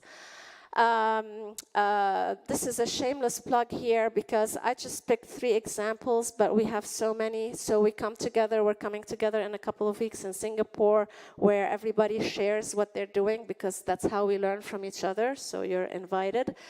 But my main point here is that we actually have a lot of work ahead of us. So geospatial is exploding because all the data we're collecting is now geospatial. It has, space, it has location, it has coordinates, even in outer space. So we're going beyond Earth these days. We have planetary coordinate reference systems because we're going to Mars and, God knows where else. The only way we can deal with all of this is using AI. So my point here is AI, I think, is at a great place. If you want something cool and impactful, GeoAI could be something you'd like to consider. Because we need to go from the tech and innovations enough already to like the operations and the impacts. We need more public-private partnerships than ever, so nobody can do this on their own, especially if I repeat like the disasters or the climate or the infrastructure. No one entity has all the data and all the know-how to deal with these problems. So we need those partnerships, we need those collaborations, and then I'll repeat it again, this attention to the ethical use of location information, because now we collect cell phone data and location of everybody. So really we have to stress the ethical, responsible use, and we have to invest in this collective problem solving. None of this is magic. You have to decide to work together. We have to decide to share data. We have to decide to be, compliant with standards. We have to decide to build an infrastructure that supports all of this. I had my contact information here. I'd love to hear from you because this is honestly the tip of the iceberg. As I mentioned, I was at a gaming convention and they were interested in this for building the metaverse. Everything about urban digital twins, we call them. So at the scales of cities and countries is all this. The oceans talk earlier is all geospatial because we're doing marine spatial data infrastructure. So I really encourage you to check out Geospatial AI and let me know if you have any questions. Thank you. Thank you so much, Dr. Nadine, and it's a really interesting subjects. It's just a simple question about the relation between the ISO standards and OGC standards, because really some of people, they are confusing about those relation. And the second one is related to AI and the digital twin. From the understanding of the geospatial people, if you can give us some glimpse about how can the geospatial specialists think about the AI and the digital twin from their side, and what's the relation of the geospatial data to those kind of areas. Thank you so much. Thank you. No, thank you for the questions. So the first one, the relationship between OGC as the Standards Organization for Geospatial and ISO, which is the International Organization for Standardization. I think this is a great question because geospatial is not in isolation. We have to work with everybody else. And so we work, I think, the most closely probably with ISO because our standards become ISO standards. So they become co-branded. So you will see our standards listed under the ISO standards. We collaborate a lot under ISO TC211. So, and we do the same thing with W3C. We're doing the same thing with the Kronos Foundation for the 3D, for the graphics part, because you have to. We're not the experts in everything. I think in relation to the digital twins and the AI and the geospatial, it's bubbling up very quickly, this ability that now you can link the data across, the initial silos or the traditional silos.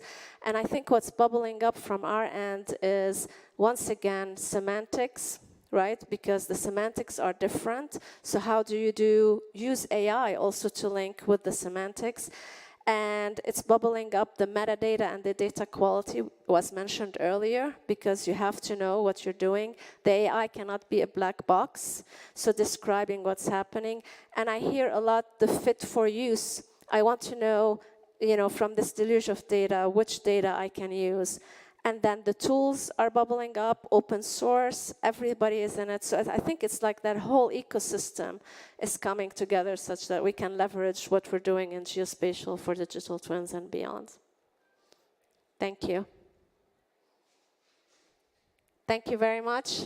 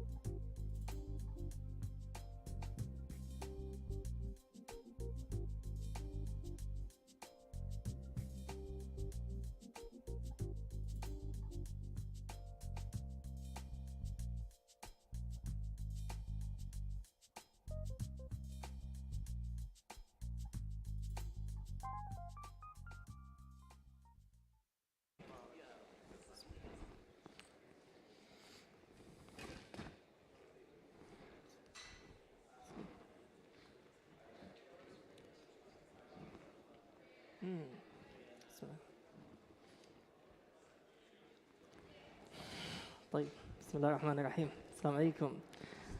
Are we good to go? يلا بسم الله. طيب يعطيكم العافية جميعا.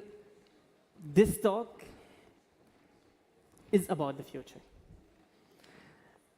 And since I'm seeing a number of very familiar faces here in the crowd, I'm going to start with a couple of disclaimers. The first one, if you are a researcher in machine learning, if you are an expert in deep learning, if you know about stable diffusion or diffusion models or GPT, this talk is definitely not for you. This talk was designed to give a high-level overview of the progression that is happening in the field of AI. The second disclaimer, this is not supposed to be a survey. I cherry-picked some of the advancement and some of the papers, some of the breakthroughs in the field, just to give you a sense of the rate of progression that is happening in AI throughout the last decade. And the last disclaimer, yes, this is going to be about the future.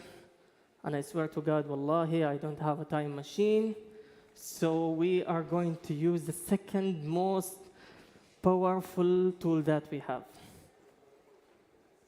which is the tool of fully understanding the past and completely comprehending the present.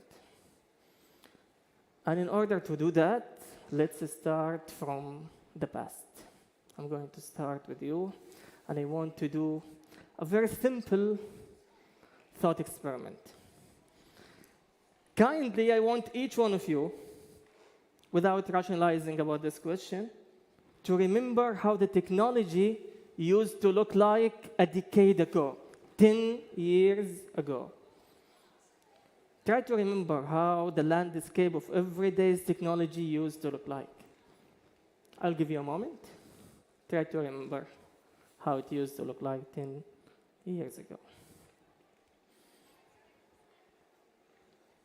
Video games used to be with a style of low polygons. Social media, maybe we're talking about MySpace. We were pre-smartphone era. And maybe some of you will remember ICQ and MSN Messenger. Now, if this is how you remember the technology 10 years ago, I'm sorry and I'm afraid to tell you that you are most probably getting old and you are approaching your 40s, maybe even the mid of your 40s. Because this is not how the technology used to look like 10 years ago. This is how the technology used to look like 20 years ago.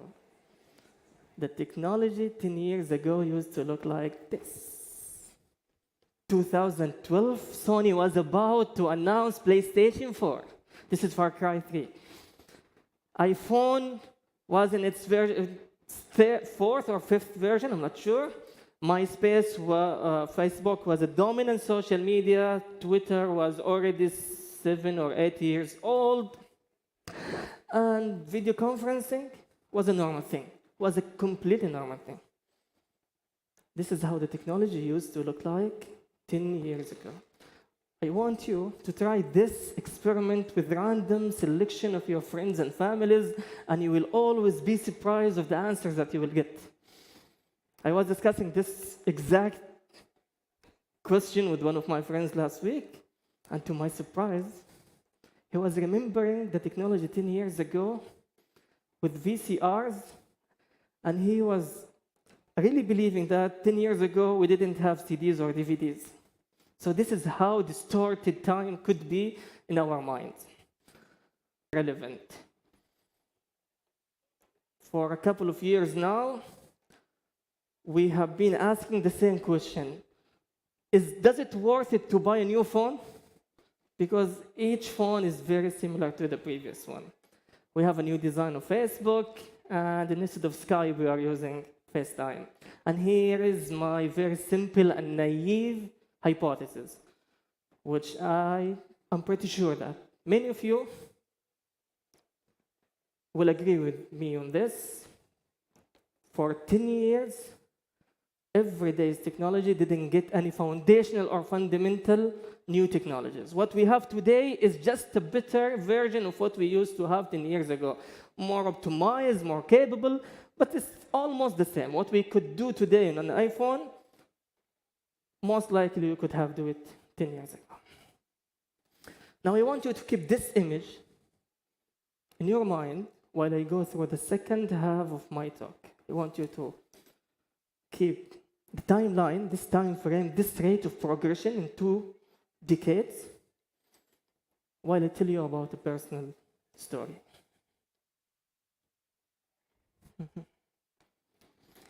2012, that was a very important year for me.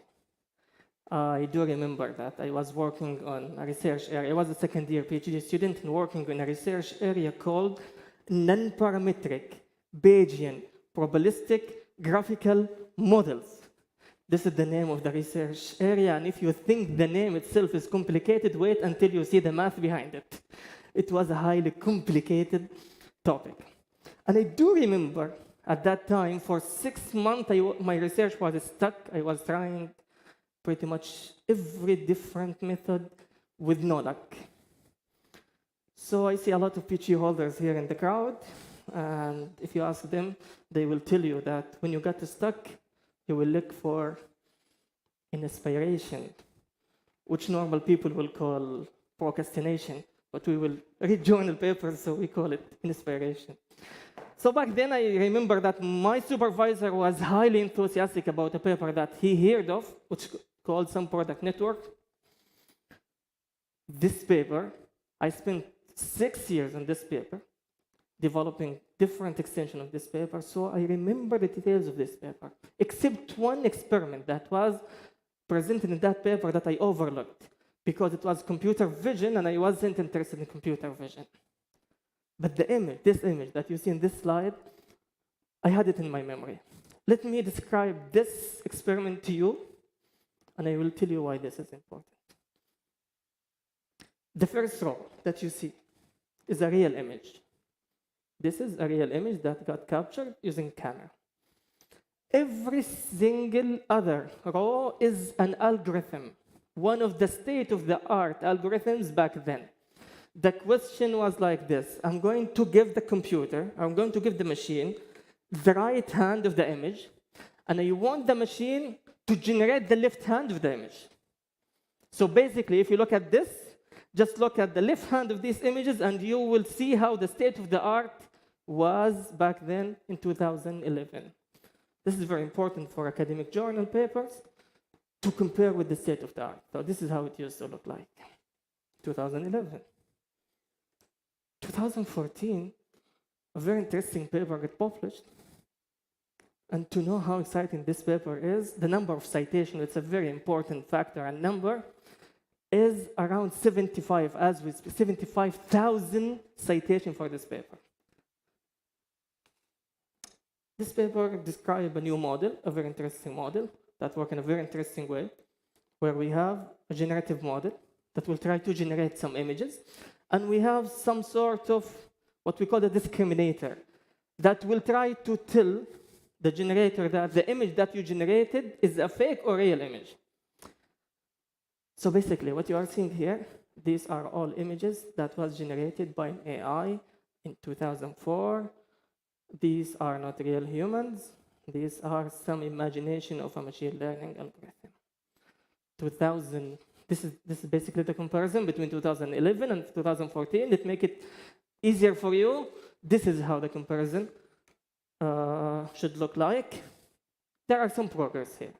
For about 4 years or 3 years of progression, this looks good. Okay, we are seeing some details, which is good. 2015, this is a paper that got published, and it's talk about unsupervised learning, very interesting technical topic. I'm not going to go into the technicality. We are seeing some colors here. And to be fair, we could have seen some colors in the previous work, but because of the computation power and other factors, we didn't see colors. We can see that the computer start to get the images right here. And we see some human faces that we can relate to. 2015, let's compare. 11, 14, 15. Let's continue. I think you got the idea. Let's continue. This is 2016. This was a highly interesting model because now the model wasn't just able to generate images, it was able to generate images with different properties. I could ask it to generate an image of a human face with an eyeglass or without an eyeglass. This is a huge advancement, by the way. 2016, it looks like this. 11, 14, 15, 16, 17. This is what happened in 2017. All these images are not real humans. These are images that got generated by a machine learning model, not real human. Super resolution. The resolution of these images are 1024 pixels by 1024 pixels, which is close to a full HD. This is 2017. 18. This is 1 year progress. And yeah, I think you can see the difference here. This is how 4 years of progression in AI look like. This talk, I got inspired by a tweet that was published by Ian, who's the godfather of the GAN models. And he published this very interesting progression where I just explained to you with some context. Another tweet, very interesting one, continued this progression. So we see 14, 15, 16, up until 2021. And believe me, I don't have the video here. If you see the video of the generated faces of 2021, it's highly detailed with very crisp and sharp properties for the eyelashes, for the hair, and for pretty much all the properties of the face. Yeah. So this is just an example. This is just screenshot of all the slides that I presented to you so far, and all the red rectangle was generated by an AI. Not only the images were generated by AI, some of the text that I presented to you was generated by AI. I don't have enough time to tell you about the progression that is happening on other fields. If this is what is happening with images, there is another progression as big as the one that we are seeing here for the images, for the text. Now we have huge models that can generate coherent text. One of them is called GPT-3. So yeah, these are some of the images that was generated in this presentation, and I used it.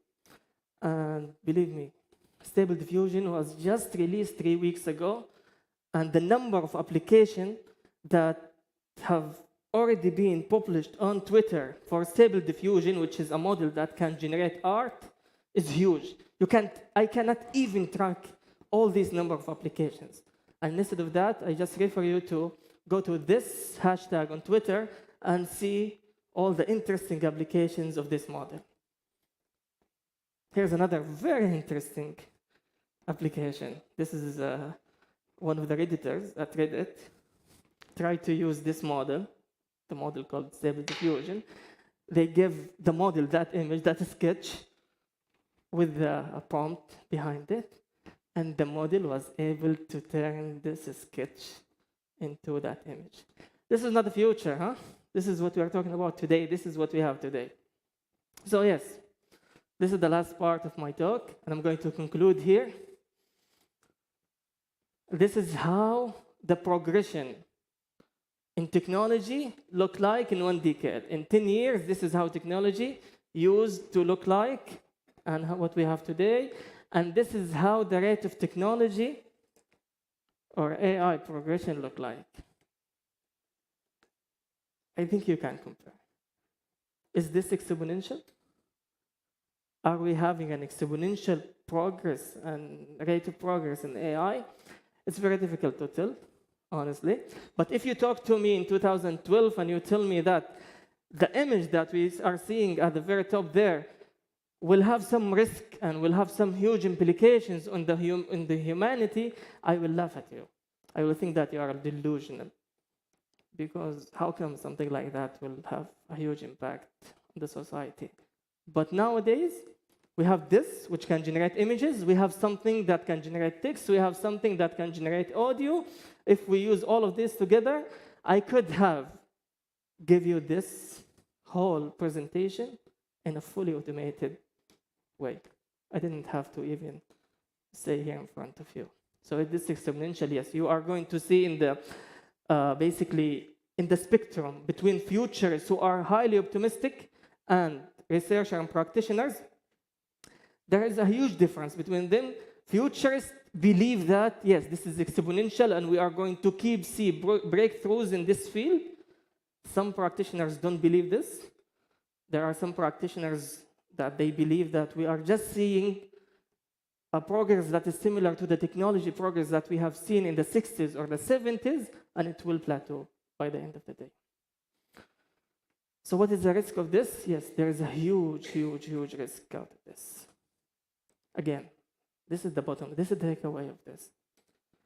The rate of progression could be exponential. And if it is exponential, it would be very difficult for us as human beings to really appreciate what is happening in the field. And if this is what we have today, just imagine what we could have in the near future. And we at TAM, we understand this. We are in the business of helping governments, businesses, NGO in having effective and sustainable positive public impact. Just in the last couple of years, we have processed more than 500,000 applications. And we know that in order to scale that by a factor of 10, by a factor of 100, we need to leverage AI and machine learning. We know this for sure. But we are very aware that this could go very wrong. We could develop a machine learning algorithm that could be highly biased, and that will be a disaster for a public impact. So we are taking this into consideration, and we are being very careful about implementing all of these. And inshallah, we are going to have a public impact at a scale. Inshallah, this was my talk. Thank you very much. شاكر لكم استماعكم. جزاكم الله خير وشكرا جزيلا لكم. السلام عليكم.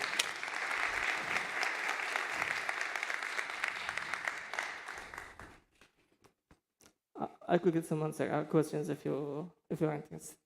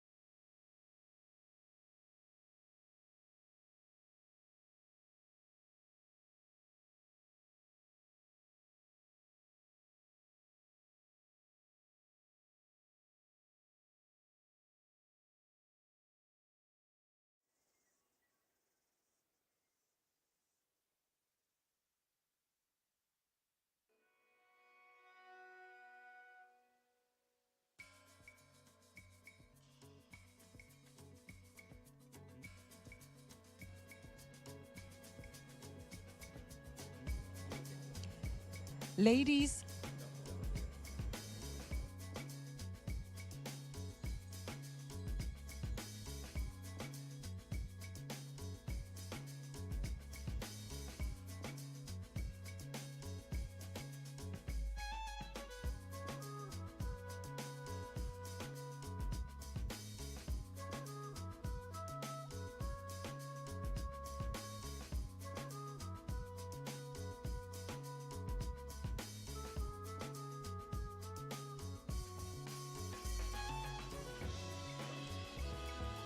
Ladies and gentlemen, kindly make your way back to the core. The Global AI Summit will resume shortly. Thank you. Okay for you, Dan?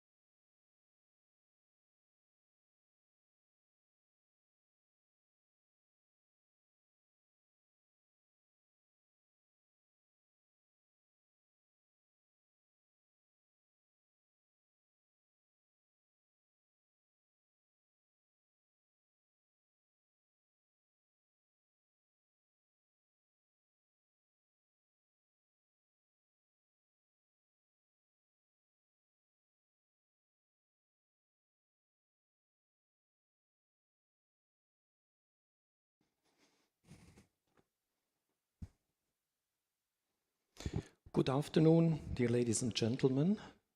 I would like to thank you very much for the organizer inviting me here.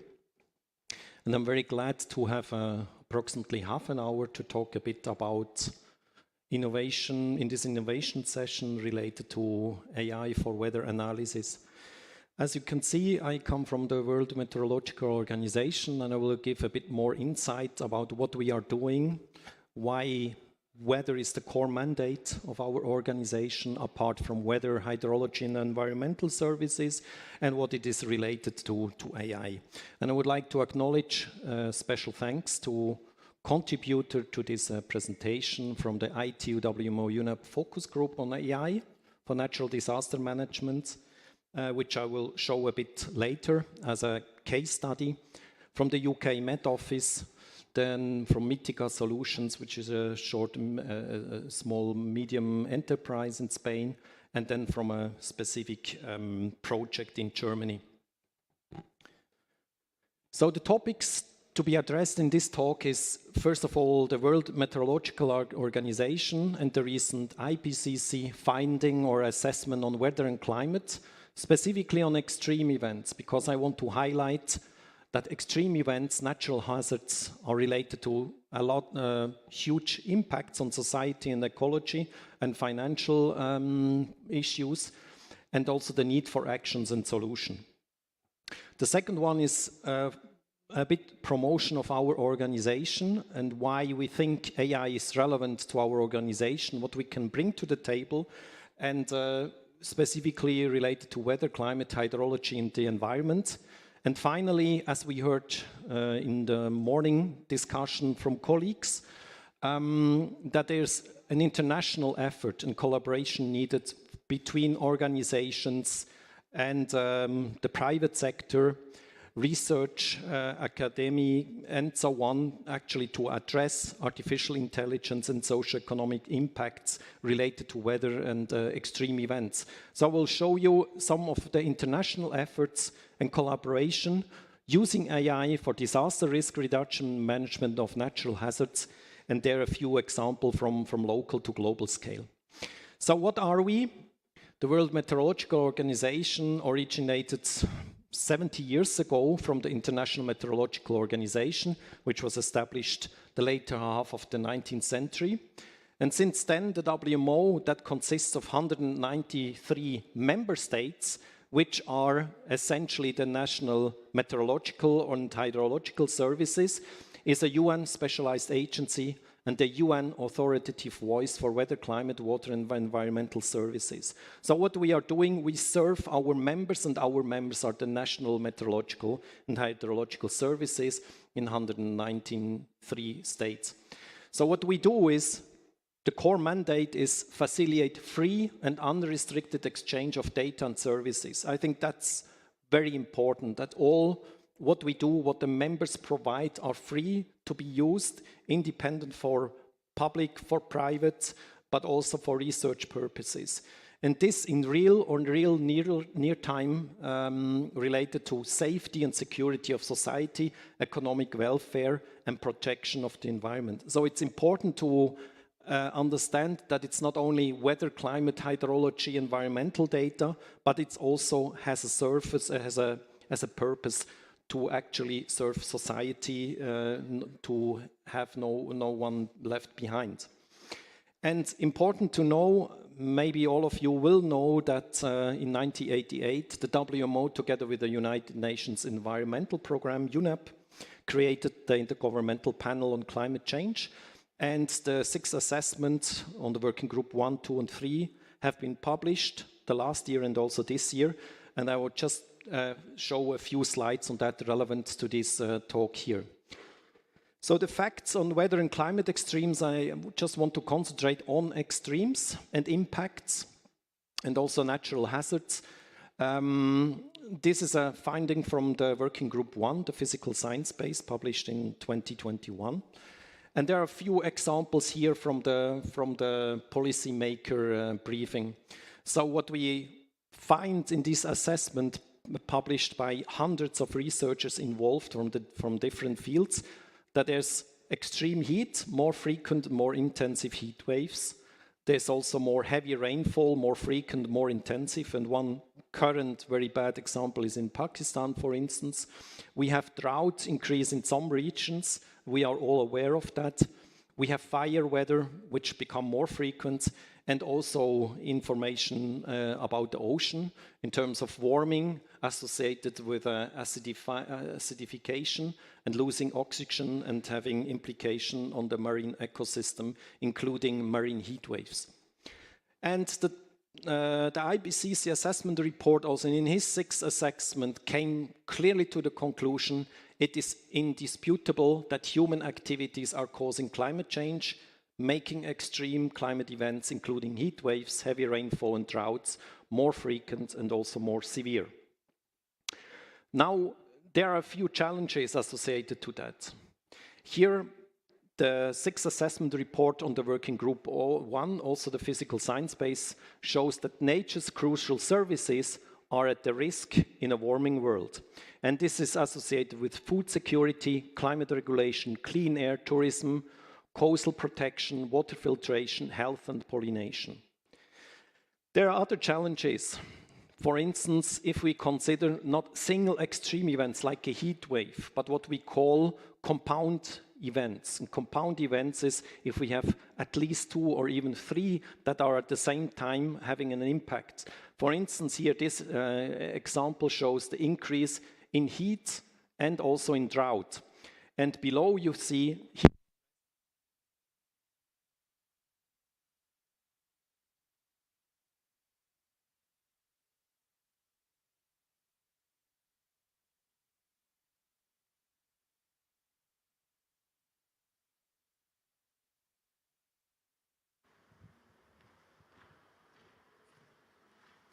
Thank you.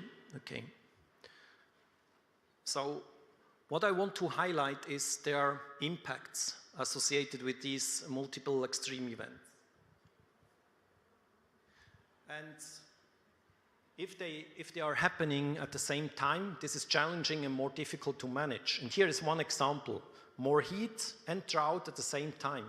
And this heat stress has some consequences for farm workers. So you can imagine more heat, more drought gives a lot of stress for these persons working in the field. This reduces crop yield, reduces also productivity. This means increases in food prices and reduction of household incomes for the specific farmer, for instance, which has local effects, but also potentially global effects. So this is very difficult, and if you have this kind of additional multiple extreme events that interfere with activities, they are difficult to manage and also to resolve.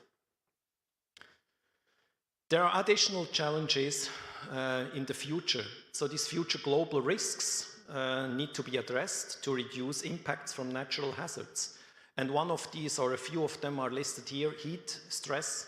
More exposure to heat wave will continue to increase with additional warming over the next couple of weeks, years, months, decades.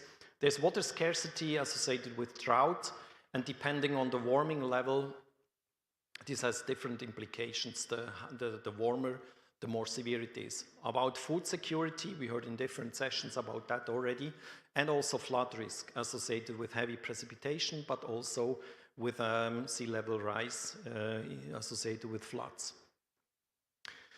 So there's opportunity for AI, and this is just a short compilation. I will come back a bit more into details from the weather point of view. So on the left side, you see we have observations, and these observations we heard in different sessions can be different. They can be information from weather stations, from satellites, from balloons, from observations in the ocean, from ships, from airplanes. So the collection of these observations is crucial, and we know there are significant gaps in different areas of the world we need to fill in order to make better predictions, in order to better weather forecasts, to improve also warnings. And there is, of course, a simulation associated, having these observations with data assimilation, and then coming to the assessment. The analysis of the data have different layers and different opportunities, possibilities for machine learning and also artificial intelligence. And finally, importantly, products. Products specifically for different stakeholders in terms of tourism, of agriculture, of health, of energy, and so on. So this is a full value chain where observations are crucial: quality, quantity, distribution, but also the whole value chain across simulation analysis and products. And I will show a bit examples more later on. So from the WMO point of view, we have different scope why AI is important and how AI can be used. So the WMO, we coordinate a global program of surface-based and satellite observations. So AI offers potential to combine data of different resolution, level of quality and completeness, different reference system and different formats. So that's one of the potential application. But also AI offers potential for the entire value chain, from combining observation screening, post-processing, bias correction, intelligent analytics for better quality, and also finally for operational forecasting and applications, which serve the purpose of the end user. So AI can also lead to dissemination, optimization with data following the FAIR principle. So it's the findability, accessibility, interoperability, and reusability with clear guidance on best practice. And I think, as I showed you, the data are free to be shared from the WMO and the member point of view. And AI, importantly, I will come back to that, is also with other tools and other organizations and research communities can enhance the situational awareness of natural hazards worldwide and can help disaster risk reduction, which is an important topic. I will come back to that. So this disaster risk reduction and multi-hazard early warning system is very important for all the member states. And it assists the members to protect life, livelihood and property from natural extreme events, and also help the humanitarian operations for disaster preparedness. And I just want to recall that end of March this year, the UN Secretary General Guterres, in his words, mentioned that within 5 years, so in end of 2027, everybody on Earth, 100% will be protected by early warning system to save life. This is an important measure for adaptation, early warning system, and currently we have only 50% globally. So we need to work on that significantly. And the WMO will lead this process together with other partners and financial institutions to come up with a roadmap for COP26 later this year in Sharm el-Sheikh. So I think disaster risk reduction is an important issue.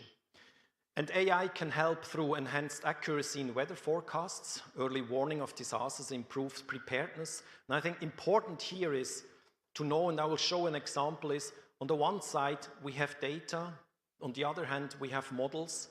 The third point is really the communication, the last mile. And I will show you one example of Germany last year with a lot of precipitation. 180 persons died. I can show this also for Pakistan, for many other countries, that the forecast, the weather forecast is usually very accurate, but the last mile, the communication of the alert system that reaches the person that need to be sheltered and leave the areas doesn't work. So the last mile communication, how to bring a correct forecast to the people to need to save life, is actually one of the biggest challenges today. And we want to reduce disaster risks, reduce exposure to hazards, and advance disaster management that will really leave no one behind. So that's an important aspect where AI can really help. And then we have issues. I can be very short about that because you're fully aware of that. It's early detection in situation awareness. So we really need to understand and detect events early enough to be able to reduce casualties. So that's the warning aspects early enough. And then the last mile to make sure that everything will be in place to actually rescue the persons in danger zone. Situational awareness during a disaster response is critical. So it's not only the warning, but also making sure if the disaster is happening, to provide the necessary need and support to save the community. So this is the last mile, and then within the disaster also to have the right communication to move ahead. The challenge is what we know, and this is also a privilege to have a lot of data. And we heard this morning session a lot about different kind of data. And I will show you also some examples. So we have high resolution weather, climate hazard images data. Just from the weather point of view, we have many more also from other sectors, of course. Digital twins, we heard. Social media news messages, we have more computer power. So there's a lot of information available. And below you see the AI-enabled technology roadmap for near, middle, and far future technologies. You see on outside the communication and connectivity. This is a crucial element, as I showed, for instance, on the last mile. Then interoperability, sensor capabilities, and also the analysis and the visualization. And you see from the light blue to the dark blue, so there's some movement, some roadmap related to the near term, the next couple of years, the midterm, and then the far term in 2020-30. So I think that's interesting just to see how we move forward with this kind of data, how we use this data in an optimal way. And then AI and machine learning approach for the problem of too much data and not enough time. And we are all aware of that. And this is a perspective publication we put together with a focus team, and I can give you more information about that. So what we need to understand is also the limitations. And I think uncertainty assessment is important, is crucial, so we can do a lot, but we have to be very aware how accurate we are, what are the uncertainties associated to our calculations and the results we provide. So AI machine learning solutions show consequences such as biased and limited data quality. So we need to be really aware of the input data, the model we apply, the results we receive, to what extent are we really certain what we have found. And we have to be sure that this AI promises to enhance our ability to manage natural disasters, its effective adoption, but depends on collaborative efforts to address these challenges. So as we heard also from you this morning, nobody can do everything. There are different layers of collaboration and interaction and expertise that we need to complement each other and use synergies. And one way forward I just want to present to you, this is one example, is what we have established together with the International Telecommunication Unit, ITU, the WMO, and also the UN Environment, and some from the private sector, and also university, a kind of interdisciplinary, interrelated consortium that is on artificial intelligence for natural disaster management. This is volunteer work, so everybody is very enthusiastic, very interested, because we understand the problem and we want to work together and we want to come up with solutions. This is volunteer work, there's no funding associated, but as you know, if you want to push things forward, of course we are looking for financial sustainability to make sure that everything we started has some kind of sustainability and continuation. And this is, of course, also associated with search for donors that believe that what we are doing is good and beneficial for different members. So what it is about? It's about exploring the potential and limitation for artificial intelligence, machine learning in understanding of natural disasters, atmospheric hazards and also geohazards, the detection of events in real time, the ability to forecast events, and finally, the effective communication during ongoing disasters. So it's a 4-pillar that we think is important: the understanding, the detection, the forecasting, and the last mile of the communication. The leadership, as you can see, it's divided between the UN organization. It is also about academics and also from different research centers. So I think it's a well-covered leadership that cover more or less all the different aspects needed. How does it work? So we have a management team and we have different pillars we want to work on.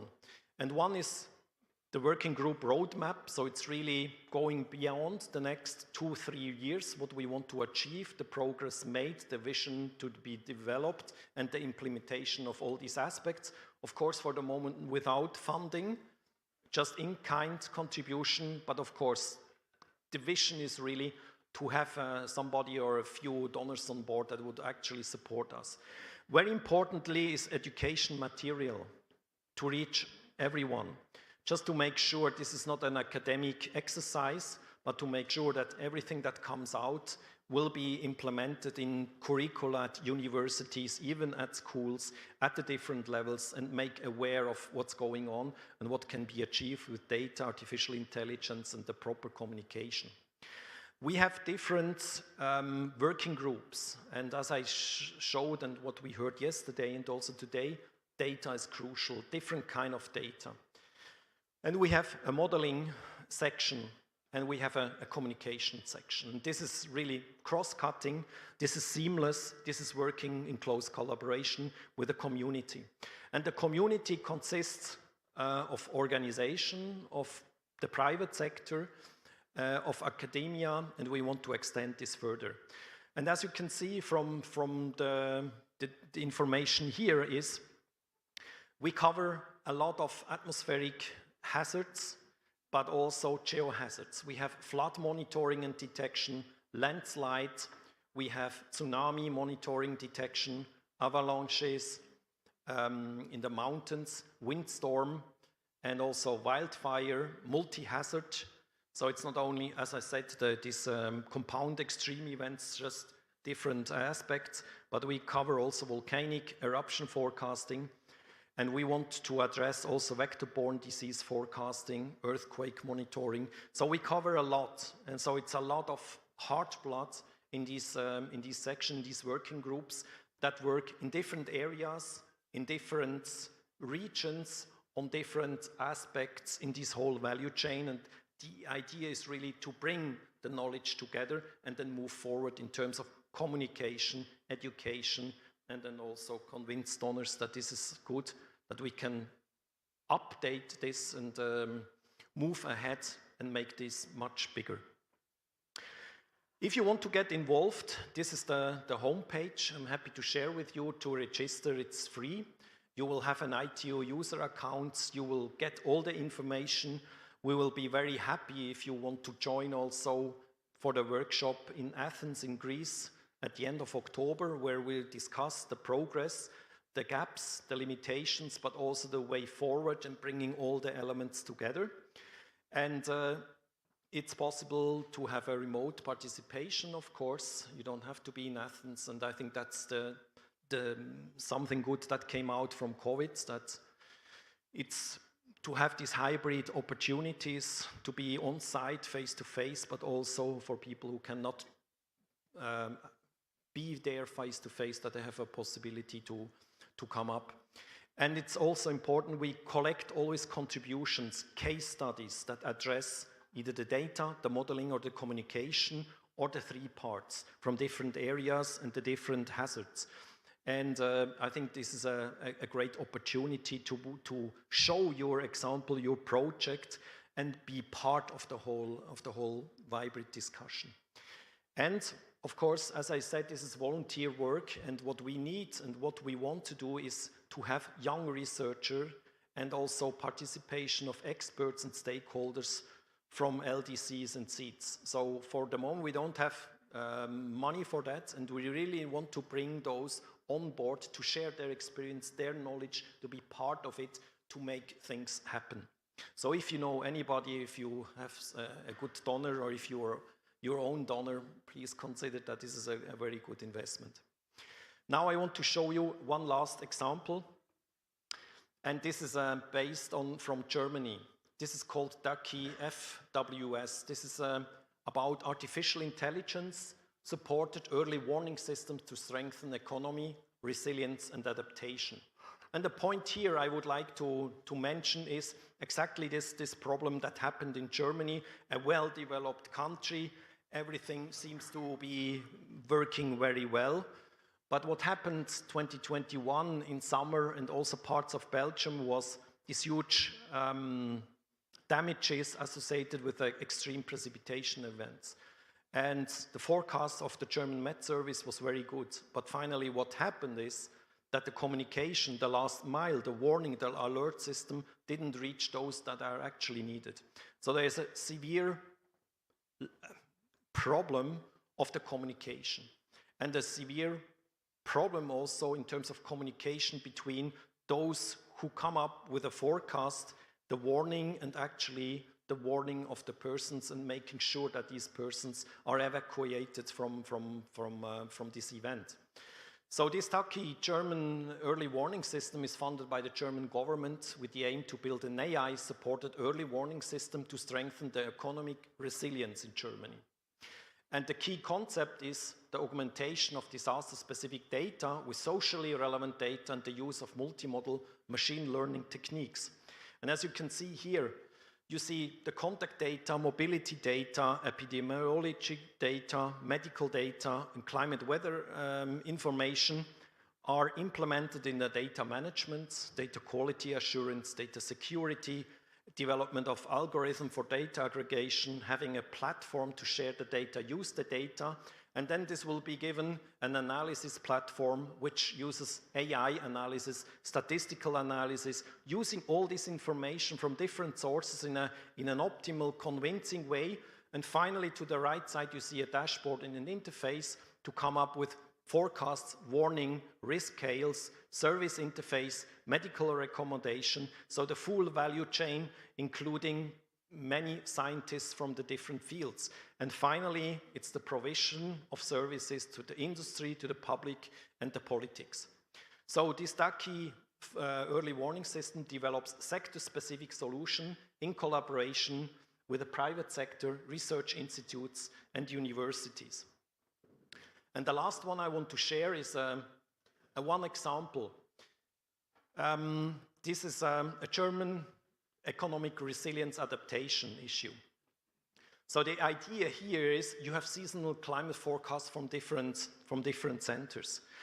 And what you want to do a few weeks or even months ahead, you want to have some information, some indication about the probability of extreme events, of storms, of droughts, of heat waves, so to get prepared, to be ready for the event.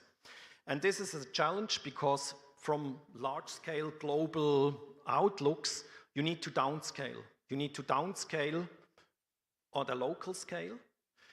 You need to feed this information translated in a hydrological or a local hazard model. And like here, you need to do a processing, machine learning, artificial intelligence in order to downscale to a regional scale to a sub-kilometer scale. And this will lead to climate extreme early warnings a few weeks or even months ago related to floods, storms, droughts, and heat waves, which will finally lead to a disaster risk reduction.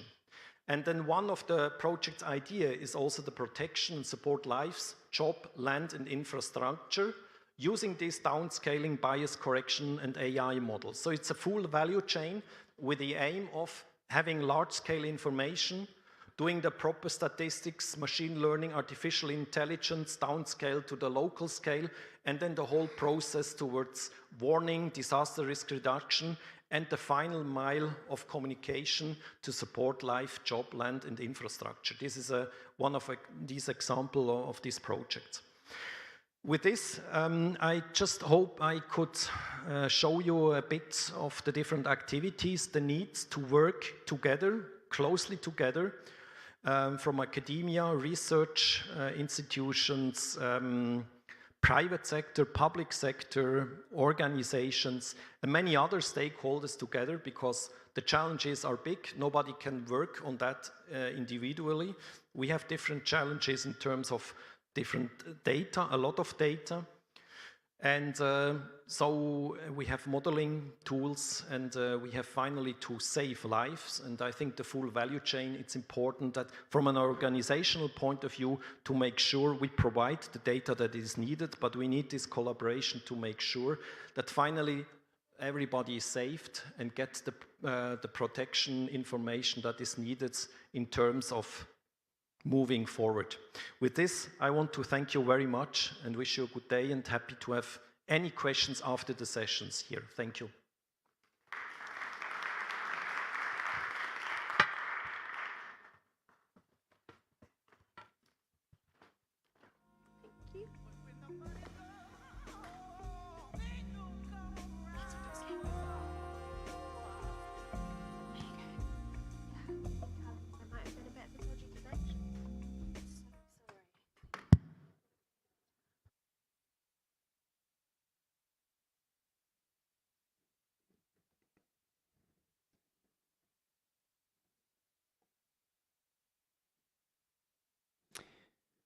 Good afternoon, Your Excellencies, distinguished guests.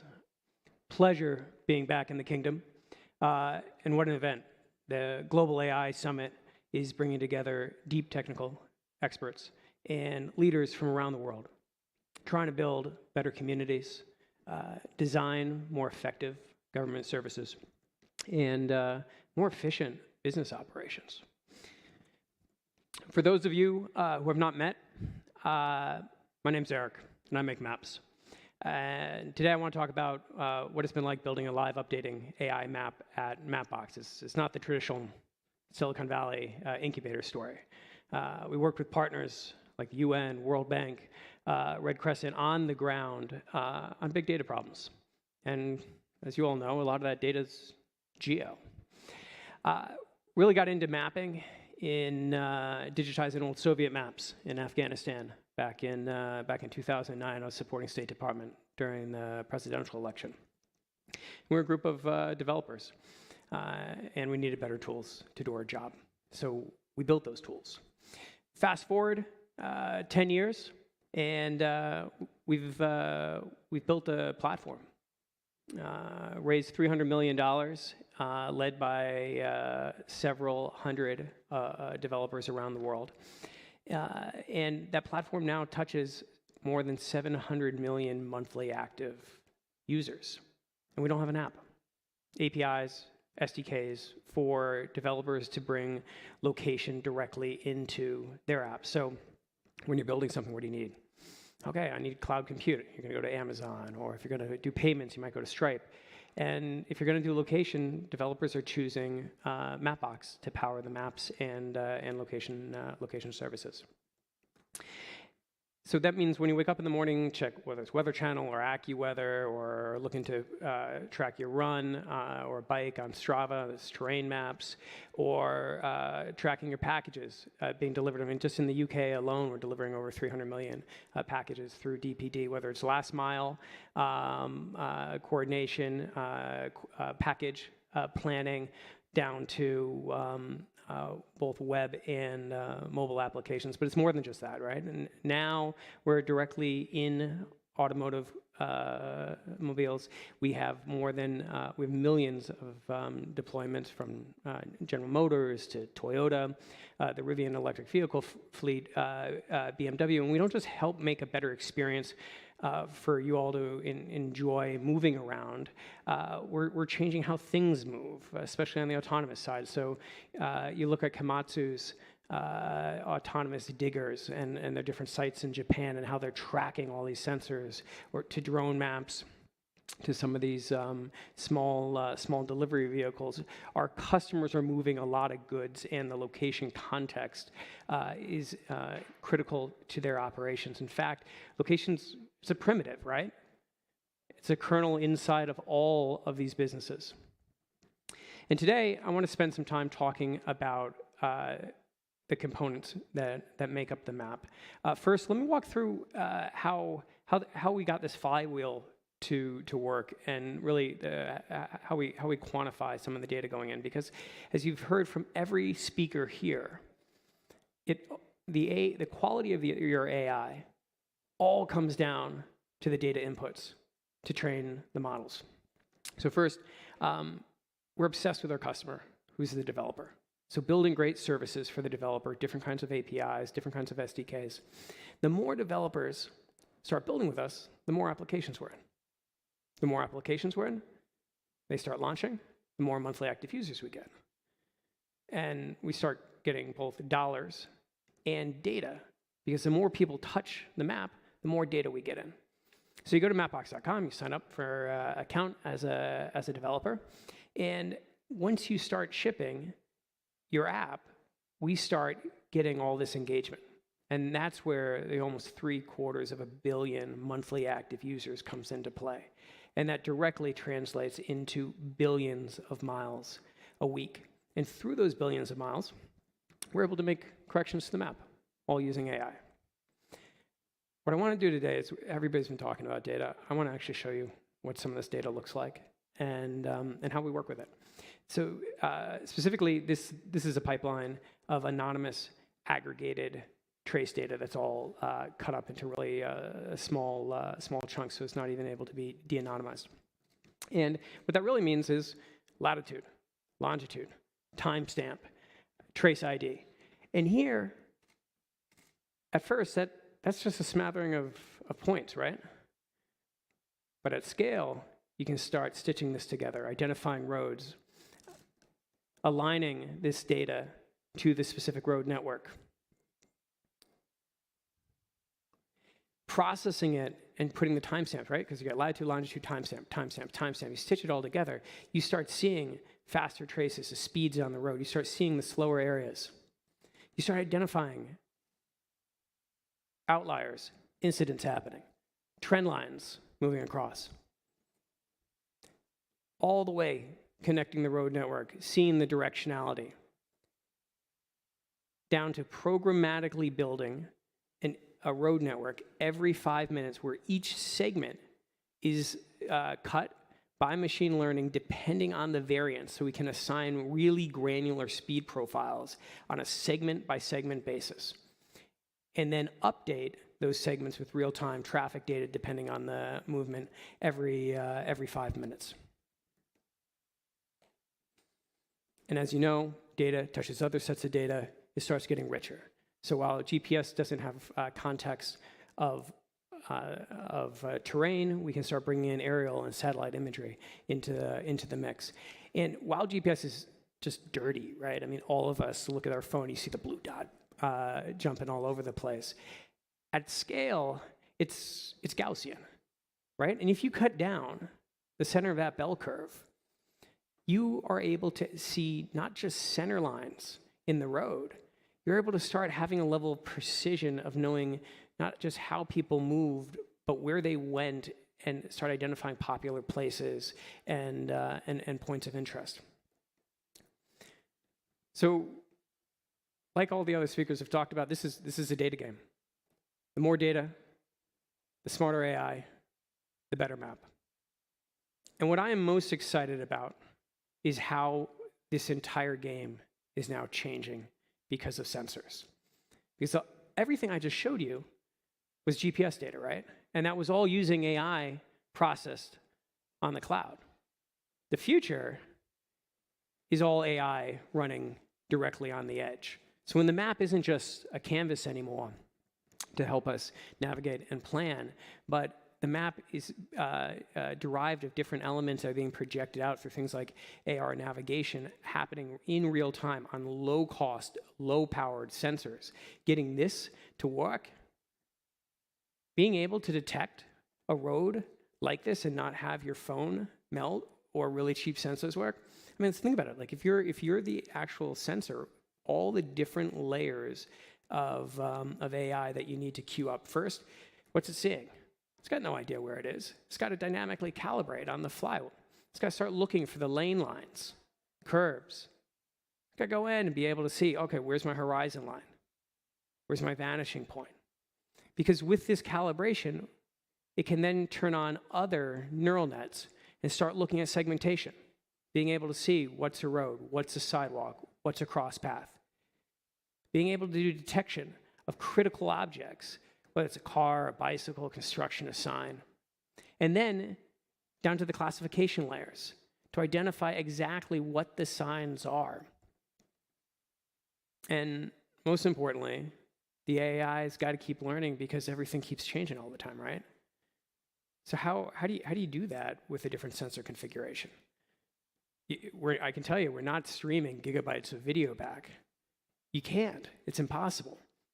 So not only do you need to start designing different, more granular neural nets to run depending on the sensor configuration, you then need to start designing entirely different data pipelines to feed back in to then update those neural nets and power that AI. So if we're not collecting video, how are we doing it? Well, we saw that latitude, longitude, timestamp, trace ID. What if we start collecting not just gigabytes of video, but 72 bytes of JSON that specifically show a sign ID, confidence in that sign score, and projected latitude, longitude? It's dirty, right? Because again, all the dynamic calibration's happening, they're cheap sensors and whatnot. But again, it goes back to volume. And this is one of the advantages, especially some of the ministries in the kingdom have. We had this whole chicken and the egg problem. We didn't, we're talking to a mapping company that started without a map, right? We needed to get enough people to use the data and the applications to get enough data in to then enrich it. The reality is, the connected services here, they're spectacular. The amount of applications and online citizen services, it's amazing. I mean, I've watched folks use applications from before the pandemic in regards to being able to be like, hey, look, somebody's double parked in front of me, and a tow truck shows up in like sub 5 minutes, and all directly through the app on the phone, to coming in after the pandemic and being able to flash a QR code and be able to have all my digital health records here to the e-services. The fact that the citizenry in the kingdom is so advanced in regards to connected services is providing a level of data going back in that gives operations here a massive head start. What I can tell you is that this level of new data coming back in radically transformed our play. The amount of new sensors gave us access to new, higher granular data, and as we started rolling that out across our map, it literally made everything better. And we're only talking about roads and cars and logistics right now. It's been wild to see some of our customers, especially on the drone side, start using the y-axis, using our 3D terrain models to be able to not just see where their vehicles go and model for that, but start looking at real-time flight alerts, dynamic no-fly zones, and collision avoidance. So my point is, it's super refreshing to now have enough infrastructure, both through cloud services and AI systems, that we're not all starting from scratch like we were 5 years ago, and we're able to start going up stack on a vertical by vertical basis. So whether they're small flying cameras or really large flying cameras, it all comes down to getting access to the data and creating data pipelines to be able to make really smart neural nets. So I thought I'd show you. I love this project with NASA. It's a great example of how governments can run an open data initiative and put that data out there publicly in a way that can allow a community of both system integrators and citizens to build really smart services. In this case, how do you detect not just hurricanes, but how do you classify the strength of those hurricanes? So in 2018, NASA put out a challenge to see, hey, can AI actually beat some of our estimates? And it was a huge hurricane season, and when this big storm, Hurricane Florence, starts coming in, and the experts were all running their traditional analysis. And what that means is they look at pictures several times a day, and they look at the cloud structure, and they say, okay, we believe this is going to be a class this, and that's going to have this wind correlated speed. And they do it again and again and again and again. And so they're able to plot, saying, hey, this is going to be a class 4 hurricane, and it has the wind speed of 113. They've been doing this. They've been looking at images like this forever. You have 50 years of images like this, and each image has the classification. That's a great set of training data to build models on. So how did the model perform? Well, the neat part is it wasn't just a great set of training data. The actual collection of the data now through new satellites is more timely. So instead of waiting for a couple times a day for the experts to review the imagery, the satellite's able to capture an image every 5 minutes, and the AI is able to make many more predictions. And as you start charting that, what did we see? We saw that the AI correctly identified a big increase before the weather service. So it wasn't just a larger and more severe storm. They identified that it was going to be a larger, more severe storm earlier, allowing people to evacuate faster. So again, taking 50 years of historical data and turning that into a data training pipeline, and then being able to make predictions like this. Now again, it all comes down to the quality of the data inputs, right? 3 days later, Hurricane Helen comes. experts do the same thing. They're seeing a massive uptick. AI seeing a massive uptick also. And both were wrong.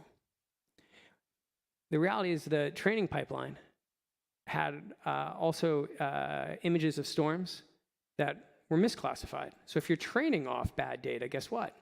You're going to start making some of the same wrong projections. My point is, building any kind of AI requires a level of iteration and data pipelines that you can constantly adjust, monitor, and have your models be segmented and deployed, much like you have operational excellence in shipping to the cloud or shipping SDKs. And this is hard, and this takes a second. Look, point is location. There's a reason some of the largest companies in the world are investing so much into this. And there's a reason it's so expensive. It's because there's a significant amount of data. And as other speakers have mentioned, right now we're awash with data. The question is, how can we work together to build AI models that help us identify real signal in that and build those pipelines to build multiple AI models depending on the sensor configuration you want to have. So look, absolute pleasure getting to share some of what we've built with you all. I've loved working with many of you, and it's great to be back. I'm happy to take any questions. If you also can't tell, I love diving deep on this, and I'd love to go into any more specifics. So I'll be around after. Feel free to hit me up on email. So, any questions? Yes.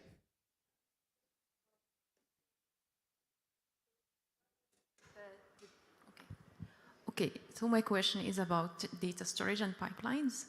I think this is the most challenging part of AI work. So how do you manage to do so?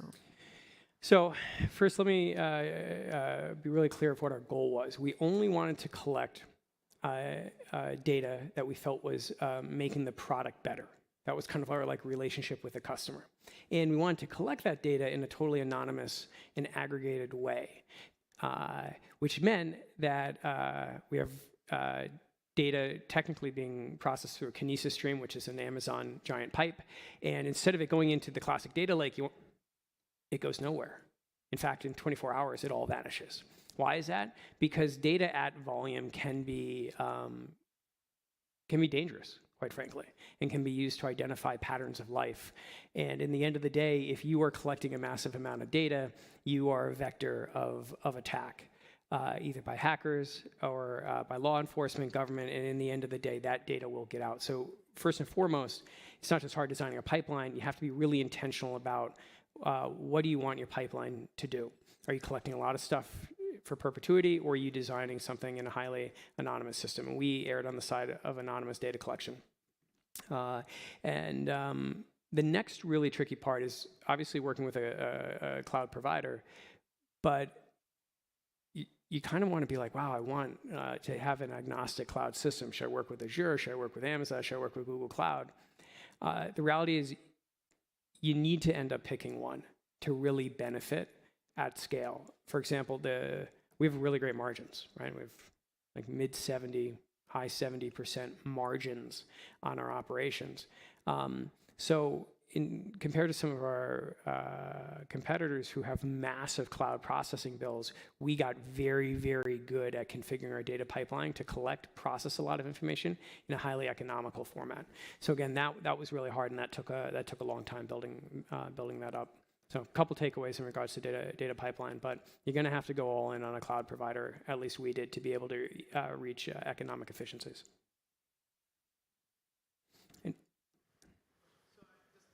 Oh, hold on, it's coming right at you. So I didn't catch what the difference between the normal latitude and longitude and the F latitude and longitude, if you can explain that again. Oh, yeah. So we had latitude, longitude of actually where the shot was being taken, and then we actually, with the camera, we started interpolating where we believed the position of the sign was and sending that interpolation back based on the yaw and whatnot. It's dirty, right? Because again, you know, when you get like a Mobileye camera, you're spending hundreds of dollars actually doing the installation and the configuration. We needed to benefit from a lot of sensors very quickly, which meant the cameras needed to dynamically calibrate, which means you have a much larger margin of error, which means you need to have a much larger corpus of data to be able to do some of that triangulation and start deducing that down. And again, the more different sets of data, you know, when you start bringing in when you start then using aerial imagery, you get in the sub 20 centimeter imagery space. You can start identifying certain turn lanes combined with your telemetry data, combined with actual user feedback and error reporting. You start making a much richer picture. So if I've learned one thing, all data is dirty. And if I learned two things, it's that the more different sets of dirty data you have, you start making a much cleaner product. And so you need a lot of different layers, and it just takes time. Thank you, Eric. My name is Zaki Nassif, a GIS expert. My question about the cleaning the data, do you agree about make unique or one methodology to sharing for all who need to make work together? No, I don't. Because I haven't been able to figure out one methodology internally within the company, and I know this is going to drive a lot of folks doing program coordination and budgeting and recruiting crazy. This is such a kinetic field right now.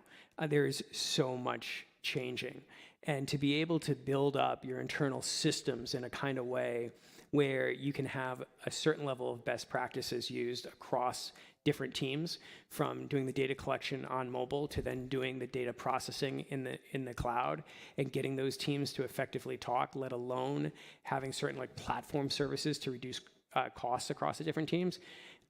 It's a coordination nightmare. You have to start on day, if not on day one, on tomorrow, building a level of operational excellence internally, and having, you know, coordination's expensive.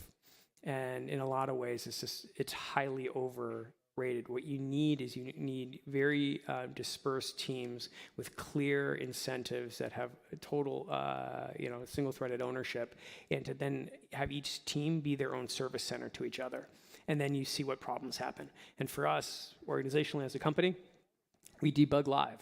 We operate on, our company runs on Wednesdays, so we have an operational metrics meeting, 8:15 to 9:30, where literally every single API is reviewed, and it's either red or it's green, and you're doing a live debugging session. And those aren't just external APIs, right? Those are internal APIs. So treating your actual company as a kind of operating system was critical for us there. And then separately, we have weekly business review. Again, this is very Amazonian, should not surprise many people, but then another hour and a half review where you're doing deep dives on a customer by customer basis, understanding exactly how the technology is being reviewed. So basically our leadership meetings would be live debugging sessions, understanding why is that customer having a bad day? Sales process not going right? Oh, wait, they have a mobile bug over here. Wait, which team is it? Is it Android or is it iOS? And again, it's, too often we come from a perspective thinking we need a certain kind of product leader, and there needs to be this kind of, on complex stuff like this,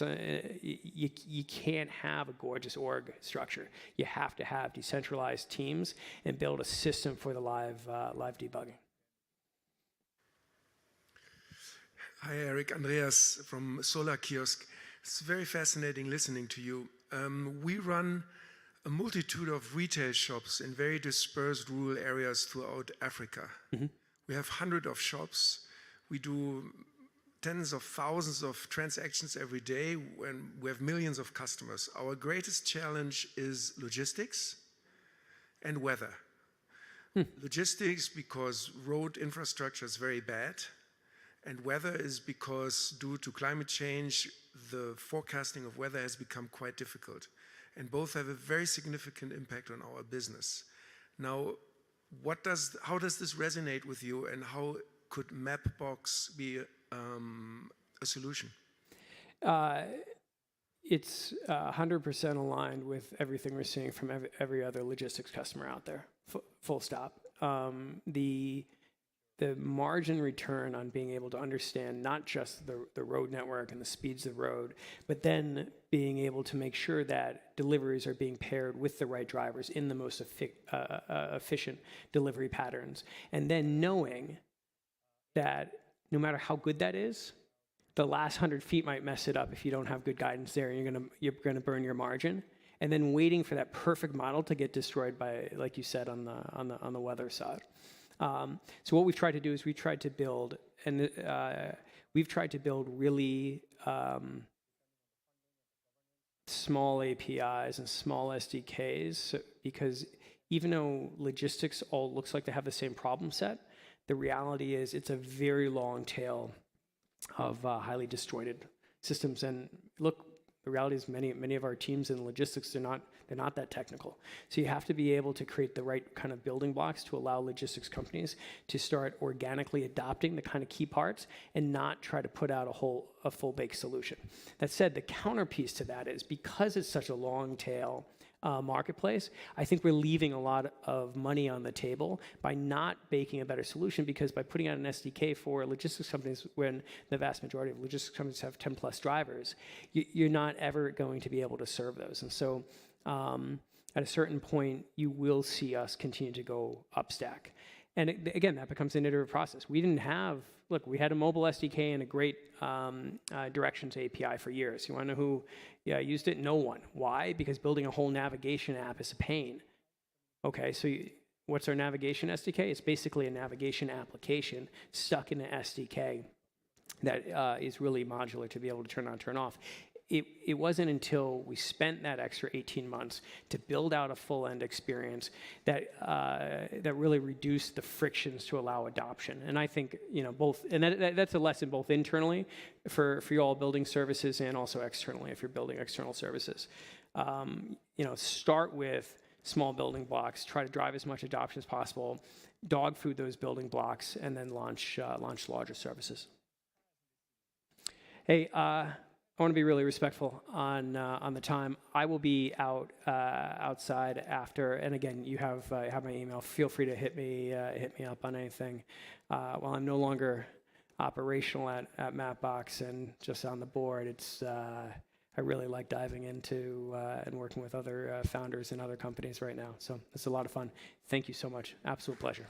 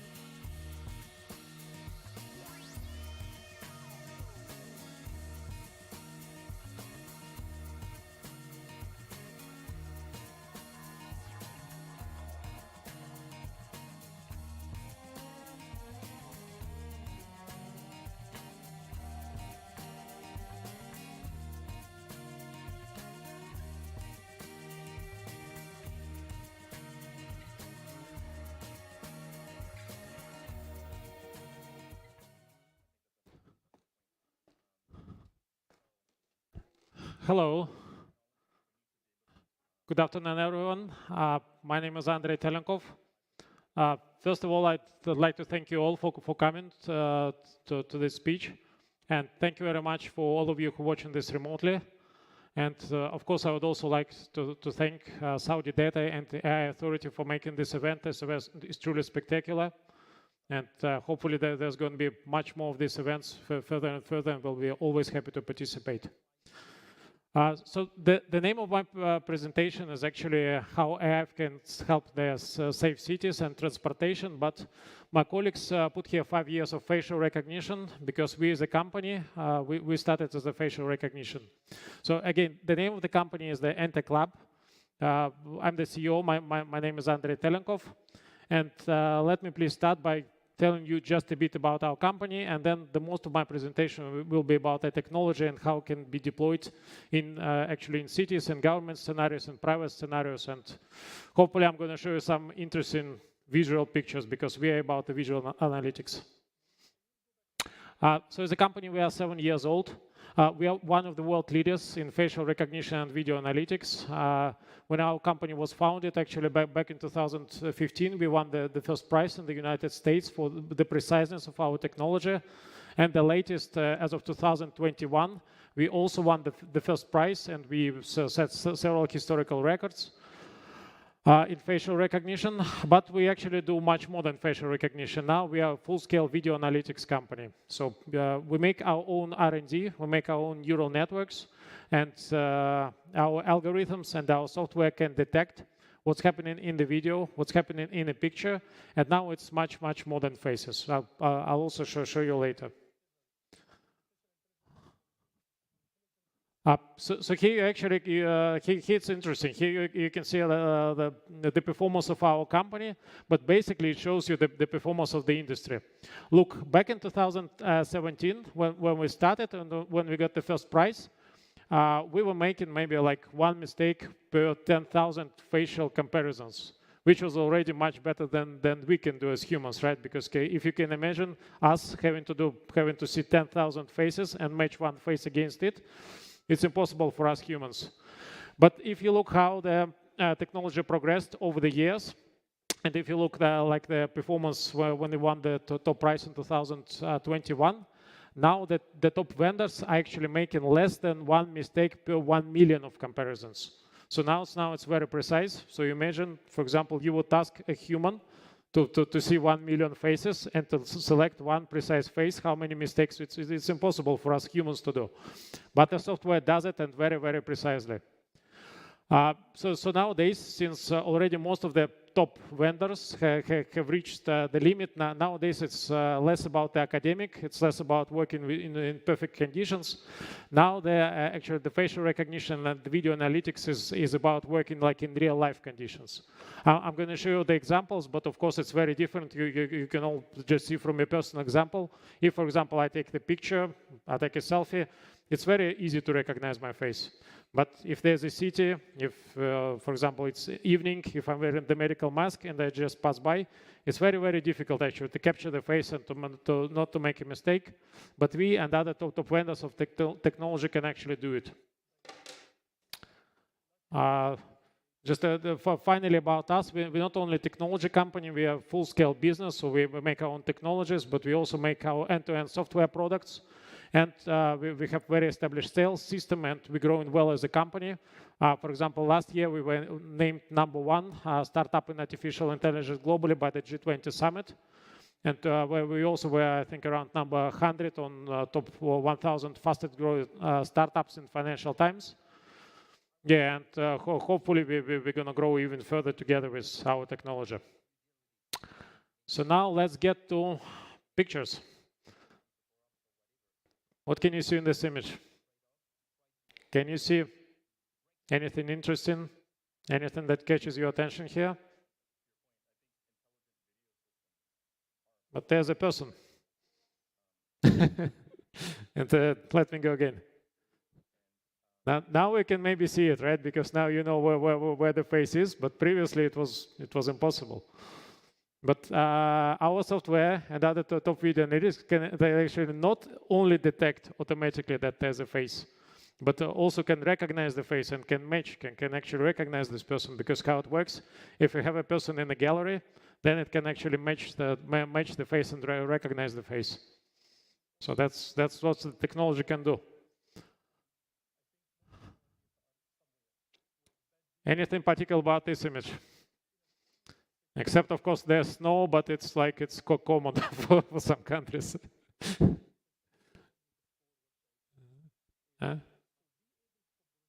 No. This guy actually has a gun. Yeah, and for the top video analytics, it's actually possible, even from these distances, to see it and to detect it. Let's go back again, right? Yeah. So it's a real life example for our software working. You see you see this image. I mean, you see it with the human eye. It's not possible to detect that there's anything wrong with it, right? No metal sensor. This is just by video. This is just by video. You can see that there's a weapon there, and then detect the gun. Well, that's what truly that's where one of the cases where AI is truly superior to the human eye, because there's no way it's it's not possible to see it with the human eye again. So let's go further. Can you recognize the actor? Do you know the actor? Yep. Yes, it's Buscemi, right? But there's also nuance. The guy in the middle is actually not Steve Buscemi. It's his double. And the guy on top, on the right, it's also not Vin Diesel. It's his double. But it's not possible for me. When I saw this very presentation for the first time, when my team was making it, I said, please double check the Vin Diesel, because on the top it's definitely the same person. But it's different. It's actually his double. It's a different person. And for me personally, I cannot see it and detect it with my eyes, but the software can detect it. Look at, for example, look at some difficult examples which we assembled for you. So these are either people who did plastic surgeries, or the people who did tattoos, or the actors on the right who changed their appearance for the movies. It's very difficult to say, right? It's very for us humans. It's really not possible to tell that it's the same person. But actually, the technology can do it. I especially like the case with the tattoos, because it's a real match, and it's wonderful how AI can do such things.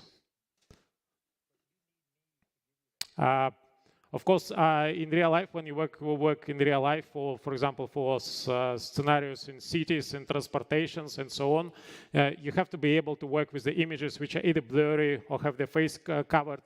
Or, for example, when we work for MOI and police scenarios, you often have the person's passport, which is like many years older than the person is now. And again, top quality artificial intelligence solutions can distinguish that. Look at the top photo. It's like very blurry face, but it's recognized. The photos with the medical mask, and even sometimes photos with the hats, so medical masks, or there's actually our chief product officer in the bottom picture, and the difference is 17 years old, and the system can also recognize that this is the same person, although it's very difficult to recognize for me. I wouldn't have guessed. So the accuracy is really high. So as I said, per 1 million comparison, we would make one mistake, so make no mistake. So it's better than 1 million So it's better than one mistake in 1 million comparisons.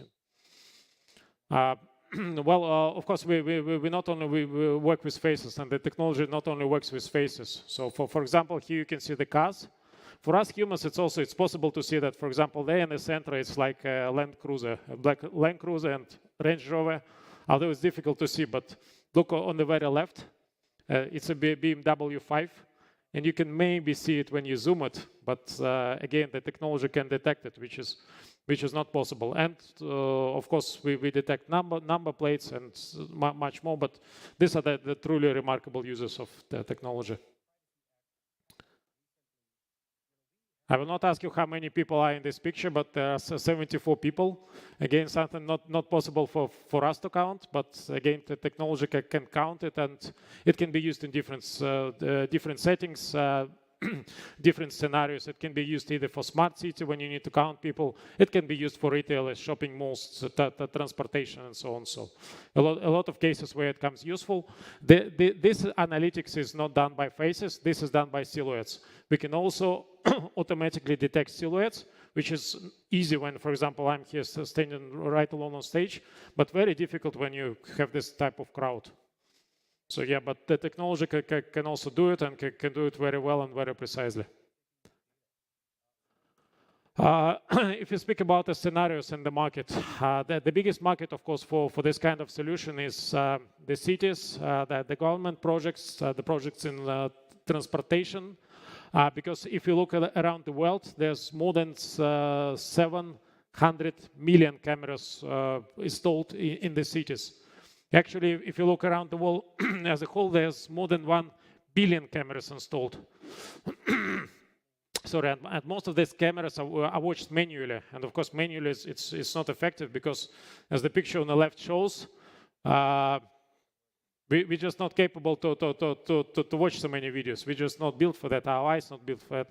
Our brains are not built for that.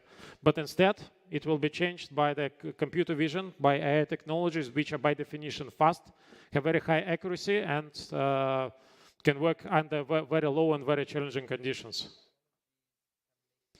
Here you can see the example of the match. Actually, one thing that I would like to point out is the outstanding speed. We can search in the database of 1.5 billion images in less than 0.3 seconds. This is also one of our proprietary algorithms, and to the best of my knowledge, this is probably the world's best, but this search is what actually gives you an advantage when working in large and complex environments, for example, like stadiums, events. You need to search very, very fast. Okay, here's a real life example, because we often use, for example, at the stadiums, at the big events.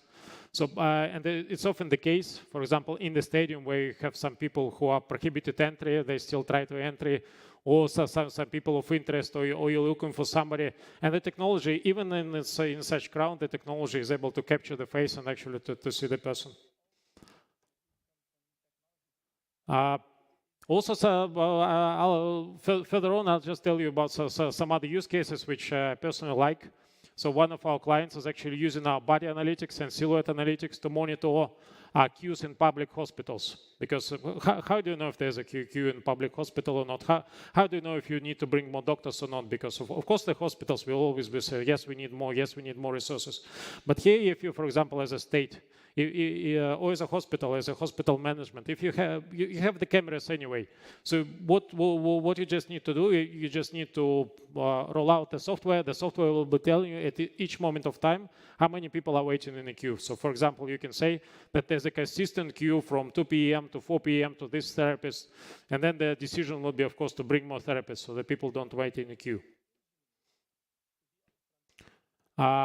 This is the real life example of a large city. This is actually a case, more like an MOI case. So when the city implemented the video intelligence and the video surveillance, it saw the reduction of 85% in serious crimes like burglaries and car thefts, and 75% decrease in number of robberies. Just think about this is like the major change in the city. This is like making a city which was previously maybe not so safe or maybe average level. It's like really making the city safe. And it's not here on this page, but actually in this example, the successful investigation rate is over 90%. So over 90% of crimes are successfully investigated. And also looks at something very important. Also 7,000 people who were looked for, like essentially criminals, they were detained. 400 missing people were found using the technology, and also 100 children. Of course, this is like the most important. This is also like a real-life example, real-life case. We had it a couple of years ago. A famous painting was stolen from the gallery. This was actually a famous painting which was worth millions of United States dollars. It was just returned within hours, actually the same day. How they did it? They looked the faces which were near the picture. They traced the person automatically using the person's silhouette. Then they caught the car. Also, they automatically tracked the car. And then they tracked the person up to the point when you can see his face.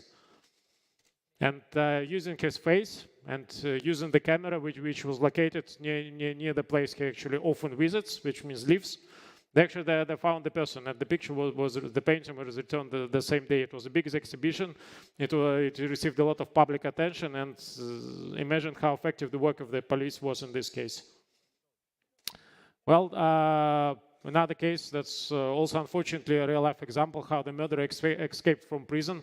That was a very elaborate escape. It generated a lot of negative PR and so on.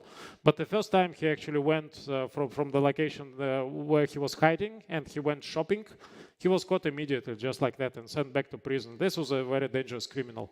So this shows you how the technology can really enhance the city security.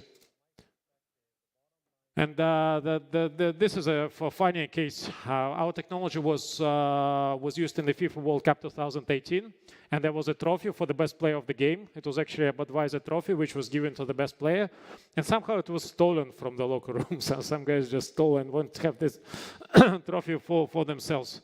But again, using the technology, the trophy was recovered and again returned the same day. So these are just a few cases that how technology can work. How the technology is already started to work and how it will be working in future. So it will not just detect face, it will not just detect cars, but it will actually explain you what's happening in the video. And you'll be able to actually, just as now manually, we can ask a person, has anything unusual happened? Is anything happening all right? You can, for example, see the shop floor and you can ask the shop manager, is it good? Are the salespeople performing well? Are they not performing well? You can ask, for example, the city manager, like the city police, is there anything dangerous happening or is it not happening? Or the technology will be able to actually look at the process itself, look at the longer frame, look at the longer picture, and actually, basically like a human, tell you what was really happening, whether there was an abnormality or not. This case specifically is what we call like actionable video intelligence, which means basically all in one. So the technology is able to track the person's silhouette automatically, to track the person's face automatically, and if the person gets into a car, to track the car and actually to combine it all in one automatically. So if you, for example, if the MOI needs to search for a person, then we'll just click the button and it will happen automatically. Of course, the technology is also frequently used in roads, transportation, because we can detect, and the technology can detect number plates. The technology can detect and count the cars. And this is used to prevent traffic jams and optimize traffic. Also the lanes crossing, right? This is the dangerous driving.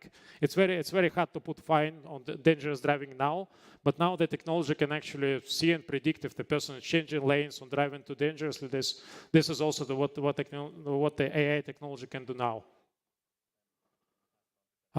Paying by face. Actually, we recently deployed in a very large city, in a city with more than 15 million people living. We deployed the technology where in the underground you can just pay by face. Actually, the city that deployed the technology, we are one of the vendors of this technology. So just using the face, you can enter the underground and that's it. You don't need the card. You don't need to use your mobile. You just come and go. And these scenarios where you pay by face, this is, of course, very easy. This is a natural thing in some locations, for example, in the hotels, in the beach resorts, for example, right? But it's also getting increasingly popular in the cities because it's very easy. You just come up to the terminal. You need to just upload your selfie, link your banking card before, and then you just pay. Sometimes you just need to smile, and then the smile is like a confirmation of your payment. Industrial scenarios, yes, the technology is often used in industrial companies like oil and gas companies, for example, or other production companies, because what it can also do, it can automatically detect whether everybody is wearing protective equipment, such as helmets, vests, gloves, and so on. Also like intrusion detection, zone management, because so sometimes certain employees, they can reach, can be reached in certain, are authorized to enter certain zones or not authorized to enter certain zones. And yes, this actually can be also managed and monitored using artificial intelligence. And also what we do now, because like if you come to cities are more or less the same, right? But each production company is different for in terms of processes from another production company. So every time we're now working with production company, they want to make some custom video analytics. For example, here you see a lot of containers where we have a large client who does shipping and logistics. They actually ask us, can you, because we want to know how the containers are moving inside the port. What's the number of the container? Does the container has any damages? Is the container open or closed? For how long it stays open? So we made the custom video analytics, which was using the cameras, which we already installed in the port, and they can do this kind of things. They can predict. Sorry, they cannot predict, but they can detect what's actually happening. This is one of the examples. So the production processes could be like, for example, for coal miners, for example, we recognize the rail wagons and whether they're full with coal or not. For other guys who have a lot of manual processes, and for example, the worker needs to turn certain key like no less than 20 times, we can also analyze that, and the technology can. So for retail, of course, there are a lot of use cases for retail because the technology can also automatically identify gender, age. And for example, the shopping malls can say, okay, now I know that actually between 2 p.m. and 4 p.m., most of my clients are men aged from 40 to 60. So I can adjust my advertising. I can show the advertisement which is targeted at this crowd. And of course, the heat maps. The heat maps are very popular. It actually shows how many people are there, how much time people spend at each area of the store, whether they make purchases or whether they just leave. So this is also something technology can make automatically. It's very difficult to do it otherwise because there are like infrared sensors, but they're not really precise. And video analytics can really do it. Can really give you understanding what your shop is like, where people spend time. And for example, using silhouette recognition, you can find out that, for example, from the Nike store, 40% of people go to Reebok store, 20% of people go to Adidas store, or other people go elsewhere. This type of analytics movement, it can also be done. Yes, of course, all kind of KYC and onboarding identity checks. You can use your face for transactions, for example, for banking transaction to confirm a large transaction. Or for example, like in this case, when the lady has her driving license, for example, for certain car sharing, you don't need to physically come to any office. You just make pictures of your driving license, you make picture of your face, and then you use it to log in to enter the car, for example. Yes, so of course, one of the standard scenarios which we are all used to is the access control, because you're using the face, it can be precise, it can be done in office building for convenience. It can also be done as some special objects as to make it safer, because the badges, of course, are working, but I can give the badge to somebody else. I cannot give my face to anyone else. That's only me who can enter. What we're going to do next and what we already have, we're just going to make it better. It's action detection. So it's actually what's happening, what is changing. So for example, the fall detection, we have it in the cities and also actually in the retirement homes. If the person falls down and lies, our software can detect it and issue an alert. And so in the hospital, the nurse can come, or like the medical help can come to this person.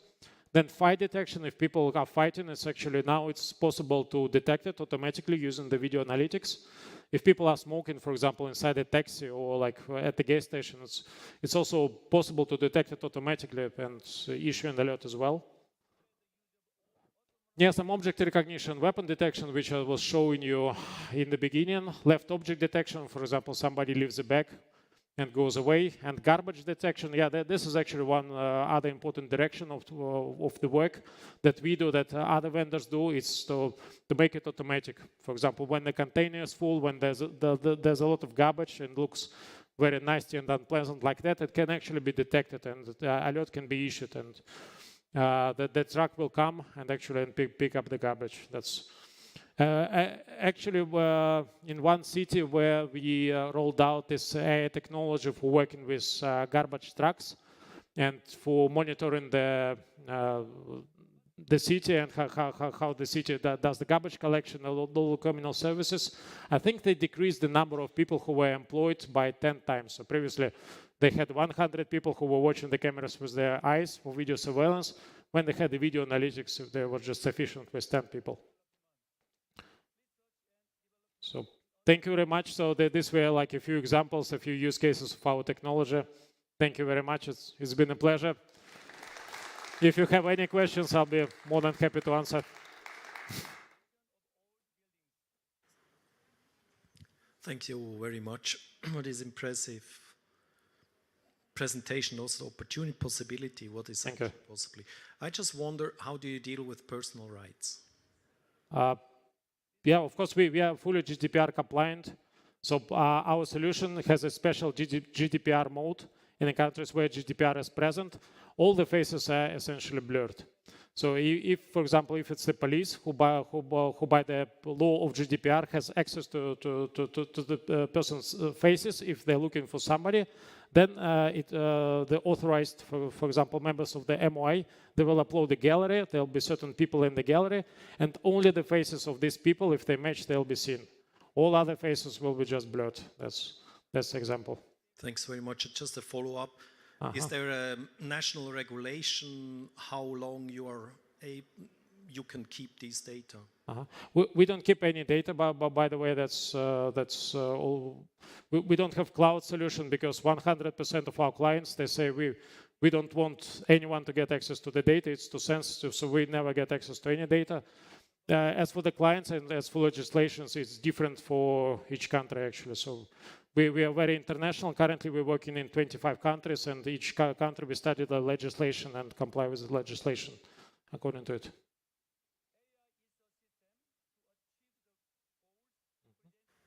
So maybe because some people joined later, let me maybe. There were some cool examples in the beginning. I want to show them.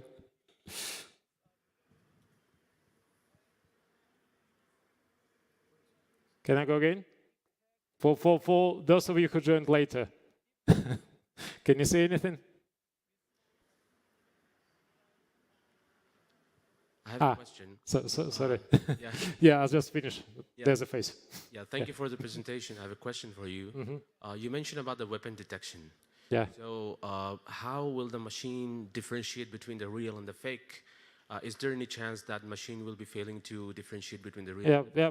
Thank you very much. That's a good and very correct question. By definition, weapon detection is not as precise as face detection because for a video, it's not possible to. It's really impossible to differentiate between the toy weapon and the real weapon. So it has to be like a different scenario. For example, faces.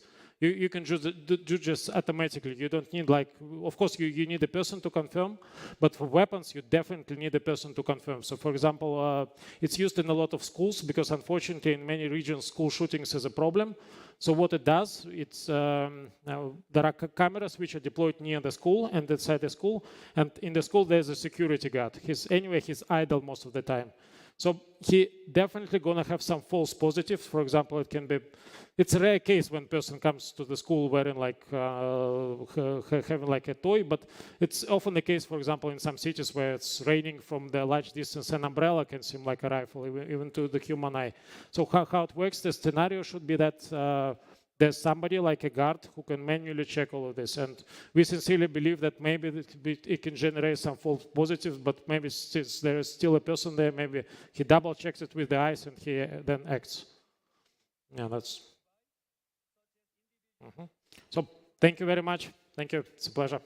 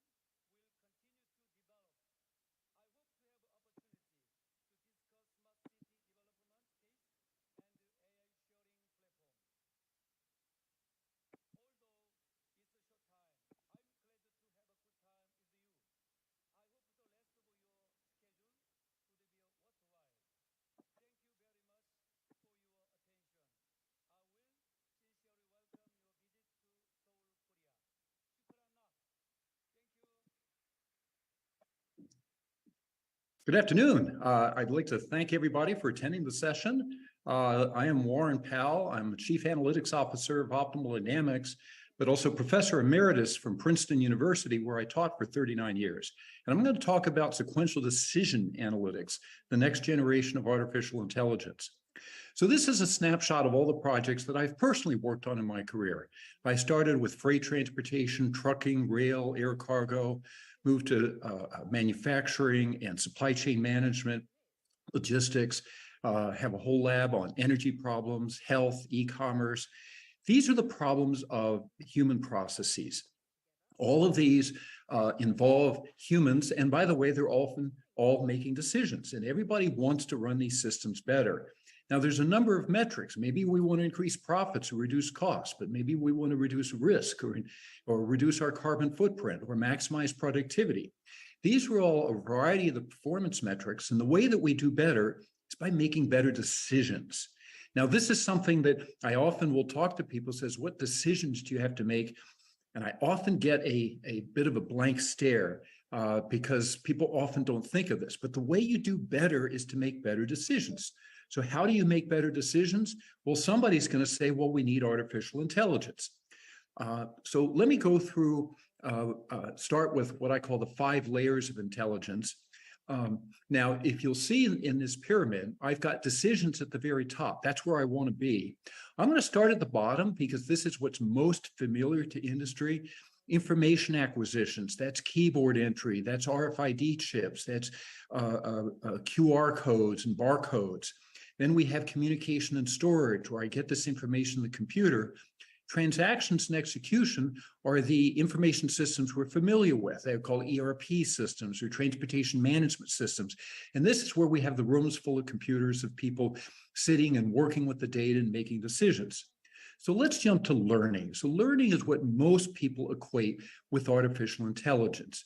Machine learning comes in 4 broad categories: pattern matching, what is the voice saying? What's in the picture? Classification, what sort of product should I offer to this customer? Inference, how will an increase in price affect the demand? Or what is the condition of a piece of equipment? And then good old-fashioned prediction. Here's a history, what's going to happen in the future. Now, anytime a machine, a computer, does machine learning, it's coming up with a mathematical model that falls in one of 3 overlapping categories. And of course, one of those has neural networks. There's a lot of attention on neural networks. So let's start off with a little bit of math. I have a function. Let's say I'm trying to predict demand as a function of price. And I have some data, the green dots, and somebody comes in and says, I think it's going to be a line. So the computer will take over and say, well, let's find the best line. Somebody else might come in and say, no, it's an S-curve. And I'll say, fine, give it to the computer. Let the computer find the best S-curve. Nowadays, a lot of people will come in and say, oh, you've got to use a neural network. And all I will do is offer a word of caution, be careful. Neural networks are really good at fitting noise. And that's a topic for another conversation. Well, here's a slide. Here we have a black curve, demand as a function of price. We have some observation, the red dots. And when I take a deep neural network and try to fit it, you get this green function. And often this is overlooked. And these types of behaviors can be buried in very big data sets, so they're not that easy to see. But neural networks are very bad at dealing with noise and trying to maintain structure, like downward sloping demand response curve. I don't really care. Whatever function you're doing, they're going to come from one of these 3 circles. Now, what we'd like to do is find the best function. That's usually a human being. Usually a human has to say, I want a neural network, I want a linear line, I want to use this logistic regression. And then the computer comes in and fits the parameters using a big data set. This is our training data set. Now, let's get to that top layer. That's the one that I'm most interested in. Decisions. Now, these are rooms full of computers with people sitting and making decisions. And this is what we humans tend to do a lot of. Now, one of the things I like to compare this to is, this is an old Ford Model T assembly line, which in the early 1900s was a great breakthrough. But in effect, all those humans sitting at computers is a lot like a Ford Model T assembly line. You know, it looks like we have a lot of computers, that's fancy, but a lot of humans acting on it. It's not so fancy. What we really like is here's a Tesla assembly line with robots everywhere. It's highly automated. This is our goal. We want to get to the point where we've got computers making decisions. Now, let's take my set of all my pictures. Behind every one of these applications are people making decisions. Every one of these boxes is a choice, and there's some choices are better than other choices. And we would like to have machines making these decisions for a variety of purposes. Now, there's three classes of decisions: decisions acting on physical goods, managing inventories, dispatching drivers, scheduling nurses; financial decisions, pricing insurance, managing investments, and hedging contracts. And then we have informational decisions: sending and receiving information, marketing and advertising, running experiments. This is all collecting information. Now, there's different time frames. There's strategic planning, like where to source parts, or how much production capacity to have, what markets to serve. Tactical planning is what orders to place now, to say in the Far East that'll arrive months from now. Pricing decisions, personnel scheduling. And then there's the real-time decisions where you're actually acting on the decision. What driver should move a load of freight? What production line should be running today? Spot pricing. Now, we often use deterministic optimization when we're using a machine to make a decision. And there's simple low-dimensional decisions like finding a path through a network. I'm at node 2, should I go to node 5? And then there's high-dimensional decisions like where should I locate my warehouses? And I have a lot of permutations and combinations on where I should locate my warehouses. So this is a language. Now, I don't expect everybody in the audience to understand this math, but there's many people who do. They're trained in it. They go get often a master's in optimization, and they can go to places like airlines and collect a lot of data, put it in the format of this mathematics, and then software takes over and turns it into a schedule. Just like when you collect data for machine learning, and we have models and packages that then turn it into predictions. So there's a whole field, and thousands of people graduate from schools every year who understand this. It's not something that we all need to understand. Now, let's get to my decisions. So we have all my applications, and behind each of these is a decision. Now, here's the challenge. After every time we make a decision, new information arrives. Now, this was information that I didn't know when I made the decision. And this is universal. This is what everybody runs into. You're always making decisions and then learning things after the decision is made. And then you have people second guessing, why did you make that decision? These are sequential decision problems. Decisions, information, decisions, information, decisions, information. Information arrives after a decision is made, is not known when we made the decision. So examples: inventory management. Here I placed an order. It might arrive right away from Amazon, or it arrives months from now. Then I can observe the demands for that product. Then I make more inventory decisions, and then I see more demands, and so on and so forth. Anybody in logistics understands this. I now work with a company, Optimal Dynamics, that has software for the trucking industry. Here we have drivers, the little blue nodes, and loads, the square nodes. And I have to assign drivers to loads, but then more loads come in, and I have to do more assignments, and weather happens, and trucks break down. So there's a steady flow of information while I'm making these decisions. Now, maybe I'm working in health, and I have to test out new vaccines, and then I see the patient outcomes. How did people react to the vaccine? And of course, if you're doing anything in finance, you're buying and selling assets and then observing the changes in prices. Everybody on Wall Street understands sequential decision problems. Let me take a really simple sequential decision problem. This is where I start with what I know now, and I can buy, sell, or hold the asset. And then the price goes up, down, or stays the same. And then I buy, and then I observe prices. Decisions and information, decisions, information. And this explodes with dramatic speed. This is what makes these problems so hard. Now, let's talk about mathematical modeling of decision problems. Anytime you want to get a real physical problem into the computer, you've got to go through mathematics. Okay, we all have to get used to this. Now, anybody doing deterministic optimization or machine learning, they're trained in the mathematics. They know how to go to a whiteboard and write down the math, and they all write down the same math. Sequential decisions, that's not true. We don't have a standard mathematical framework to write it down. I call this the jungle of stochastic optimization. Each one of these terms is a field. You could get a PhD in any one of these terms. There's entire books, sometimes a sequence of books in each one of these fields. There's about 8 notational systems, dozens and dozens of different tools, and all motivated by different applications. So in other words, the field of sequential decision problems is a complete mess. So I'm going to show you here in one slide how to model at a high level a sequential decision problem. We start with a state variable. This is the state of what we know or believe about our system. Then I make decisions. I call this X. And then new information arrives. I'm going to call that WT plus 1. I put the T plus 1 because I make it after it comes in after I make the decision. So this is what I know, the state, the decision, the information. Every time I make a decision, I receive a contribution or some performance metric. Now, decisions are made with some method that we're going to call a policy. Policy is a fairly standard word used in the academic literature as well as in English. And we're going to refer to that policy. If my decision is X, I'm going to call it capital X, and I'm going to put the Greek letter pi. Pi is our standard notation for policy.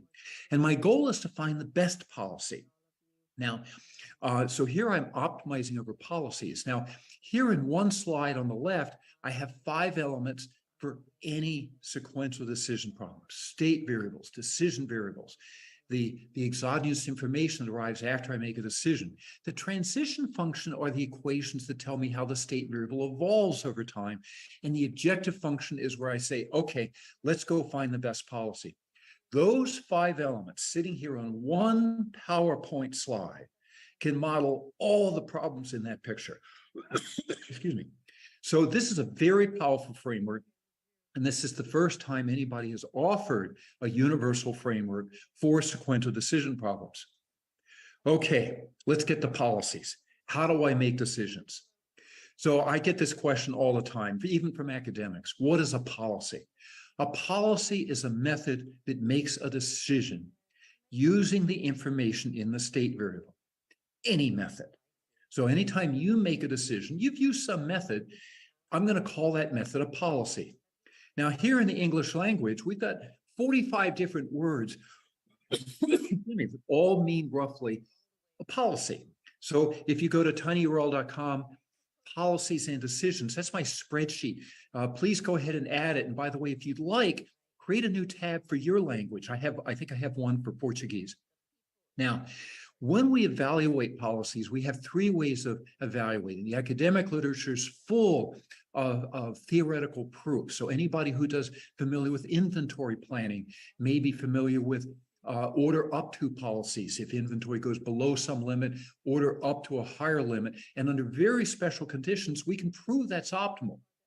Most of the time we're using computers. We're running big simulations on the cloud. A lot of people now call these digital twins. And there's a lot of times when we just have to test it in the field. We have to try it and see what works. That is absolutely the hardest way to do it, but we just don't have the time and resources to write a simulator to test out every policy. So let's get back. I want to compare machine learning, which is what many people refer to AI, to sequential decision problems. In machine learning, I want to find a function. That's my statistical model, the line or the curve. In sequential decisions, I want to come up with a function also. That function is what we call a policy. In machine learning, I need a training data set. In sequential decisions, I need a model of the physical problem. Okay, so this is how you can compare machine learning and sequential decisions. So that leaves us with, how do I find a policy? So there are 2 fundamental strategies for designing a policy. Okay, and this is probably my biggest contribution here, is to say, however you've made a decision, you've used a method that falls, it's either in the first class or the second class. Okay, each of these divide into 2 further classes to create what I call the 4 classes of policies. Let's start with policy search. These are the simplest. Inventory problems. My inventory goes below a level, I order up to a level. That's a order up to policy. These are simple, I call them policy function approximations. In finance, buy low, sell high. Policy function approximations are any analytical function, lookup tables, linear models, neural networks, anything that we would have used in machine learning. Now, cost function approximations, you haven't heard of it, widely used in industry, okay? This is something you won't find in the academic community, but industry knows about it. This is where we solve a simplified optimization problem. This is for more complicated problems. But then we put in tunable parameters. Like if I use Google Maps to find a path, I still have to decide when to leave, and I'll just add in 15-minute buffer just to make sure I arrive on time. Advertising a product, I'm going to take the estimated revenue for product X, but I have a lot of noise in that. So I'm going to throw in a bonus, a tunable parameter theta times the standard deviation of my estimated revenue.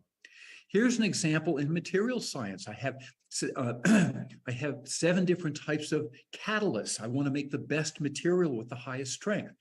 I go out and try material number 7 out there, and I get an observation that's higher than expected. So I update my belief. And by the way, with information about the chemistry, I can update a lot of beliefs. Now, the question is, how do I go about choosing what catalyst to try next? Well, I have a number of fairly simple rules. And what I'm going to do is I'm going to illustrate one of my favorites. It's called interval estimation. And this is something that you can walk away with and apply immediately after my talk. Let's say I have a distribution of belief about my 7 catalysts. And let's start off by saying, I'm going to evaluate each one based on my expectation. How well do I think it works? And that 5th one looks best. So maybe I'll try that. But what if I set theta equal to 2? That means I'm going to go up 2 standard deviations. And now the 7th one looks best because it might be best. It's got an upper tail that's highest, and I should give that a try. Now, what I have to do is, what should I set this tunable parameter to? So what we're going to do is, now here's an energy storage problem where I'm going to take a problem of planning how much to store in my storage device. I can get energy from a wind farm or the grid, and I have to meet the load. Now, what I'm going to do is I have to work with forecasts of the wind. The black is the actual wind over 24 hours. That blue line is the forecast made at midnight. And then every hour, I'm going to update the forecast. And you can see the forecast change a lot. This wind is really uncertain. I think everybody's familiar with this. So here's some fancy math. Here's what I'm doing. I'm going to sit at a point in time t and optimize out in the future, just like Google Maps. And what I'm going to do is I'm going to use a point forecast of what I think the wind is going to do. I'm going to take my best estimate. Now, I happen to know there's a lot of uncertainty in that forecast. So what I'm going to do is I'm going to throw in a tunable parameter. I'm going to put like a discount factor in front of that forecast. Now I've got a policy with a tunable parameter. Now I can take this policy. It's very easy to solve. These are called deterministic optimization problems. It solves in a fraction of a second. And I can look forward, just like Google Maps does, make a decision now, roll forward, update my forecast, optimize again, make a decision now, roll forward, look forward, optimize again, make a decision now. Now, let's say my forecast happens to be perfect. So I can set up simulations this way. And with a perfect forecast, the best value of theta comes out to equal to 1, okay?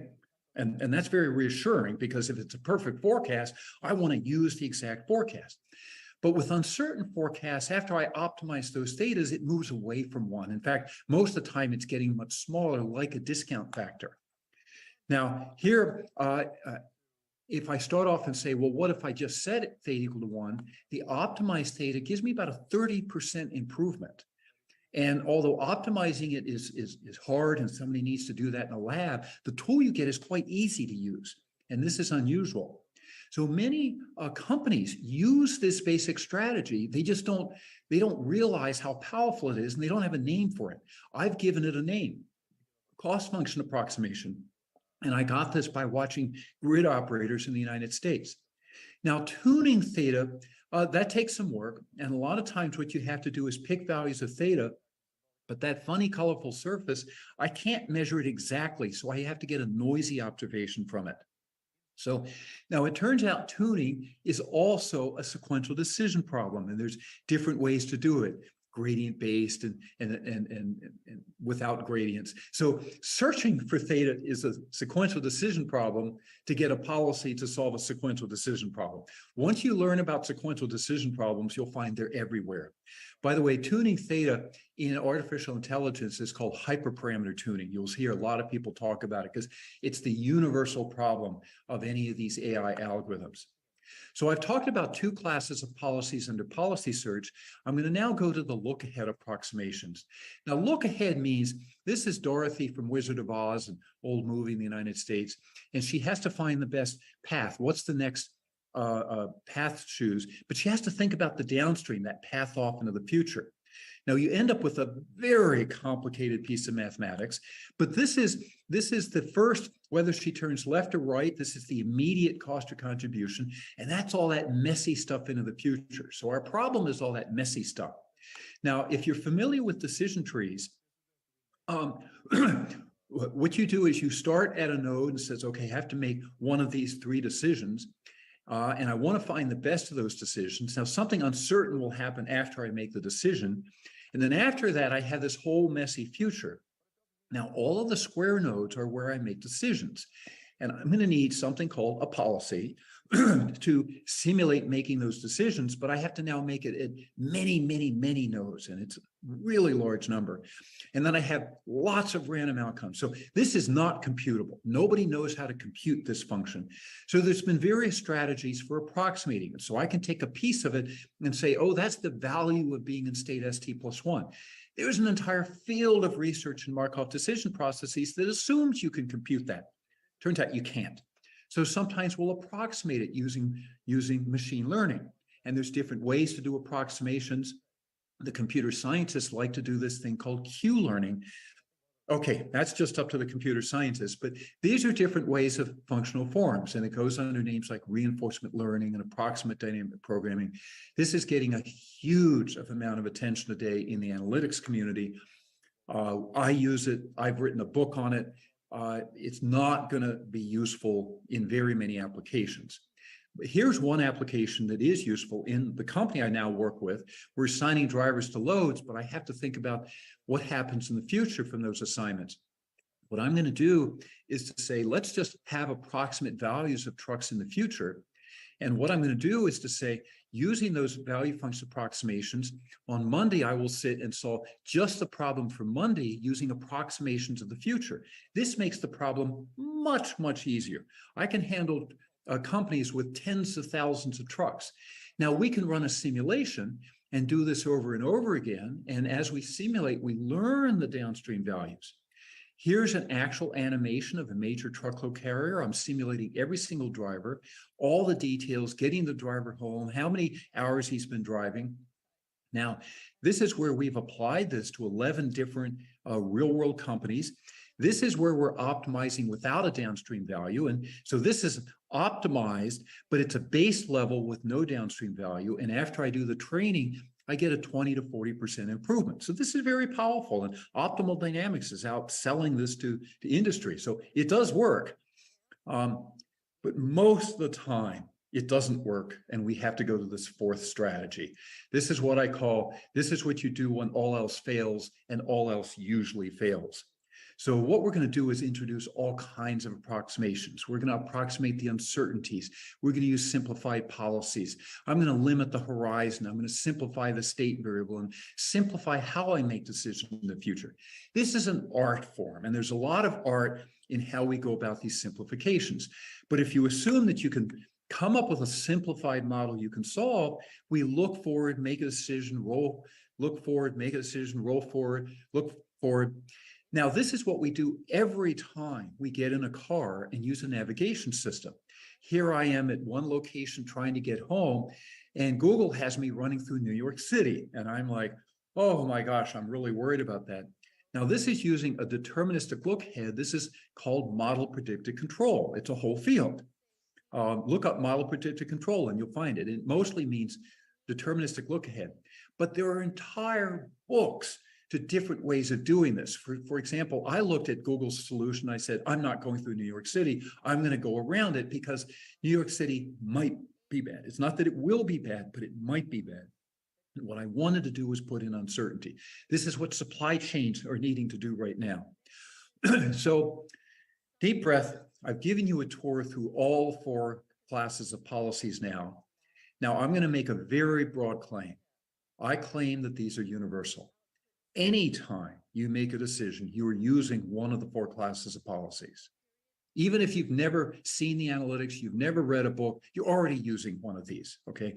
So I can come in and take what you're already doing and say, okay, here's how to write it down mathematically so I can put it on a computer because maybe I want to simulate it. Now let's take a basic energy storage problem that we saw earlier. I created 5 different variations of this problem, and then I created 5 different policies, 4 from each of the 4 classes of policies, the PFAs, the CFAs, the VFAs, and the DLAs, and 1 hybrid, and I made each of these work best. In other words, there is no magical policy. You have to know them all, okay?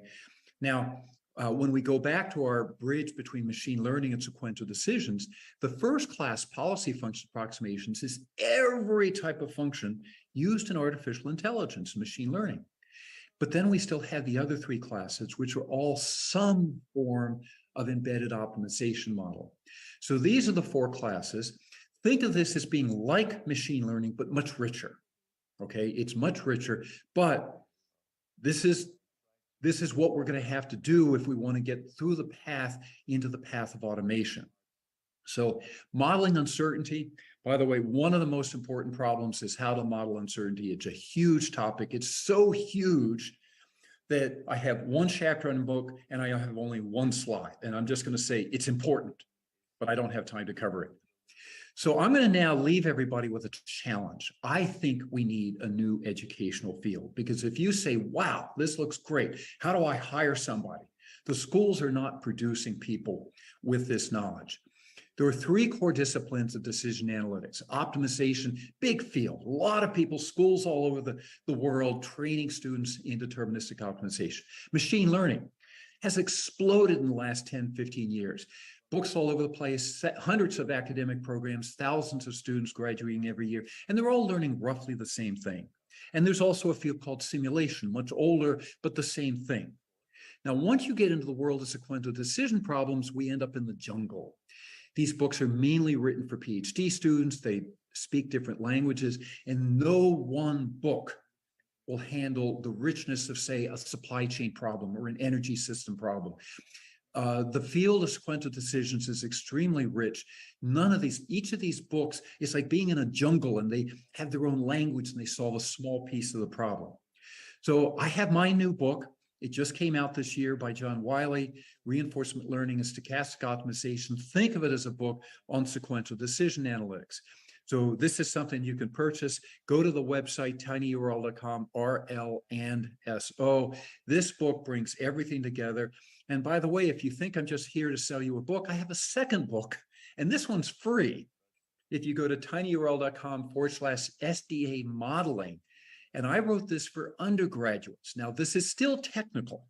This was used by engineering students at Princeton, and it uses teach by example, but you can just download it. It's free. It will always be free. It's a companion to the other book, but you can read this on its own.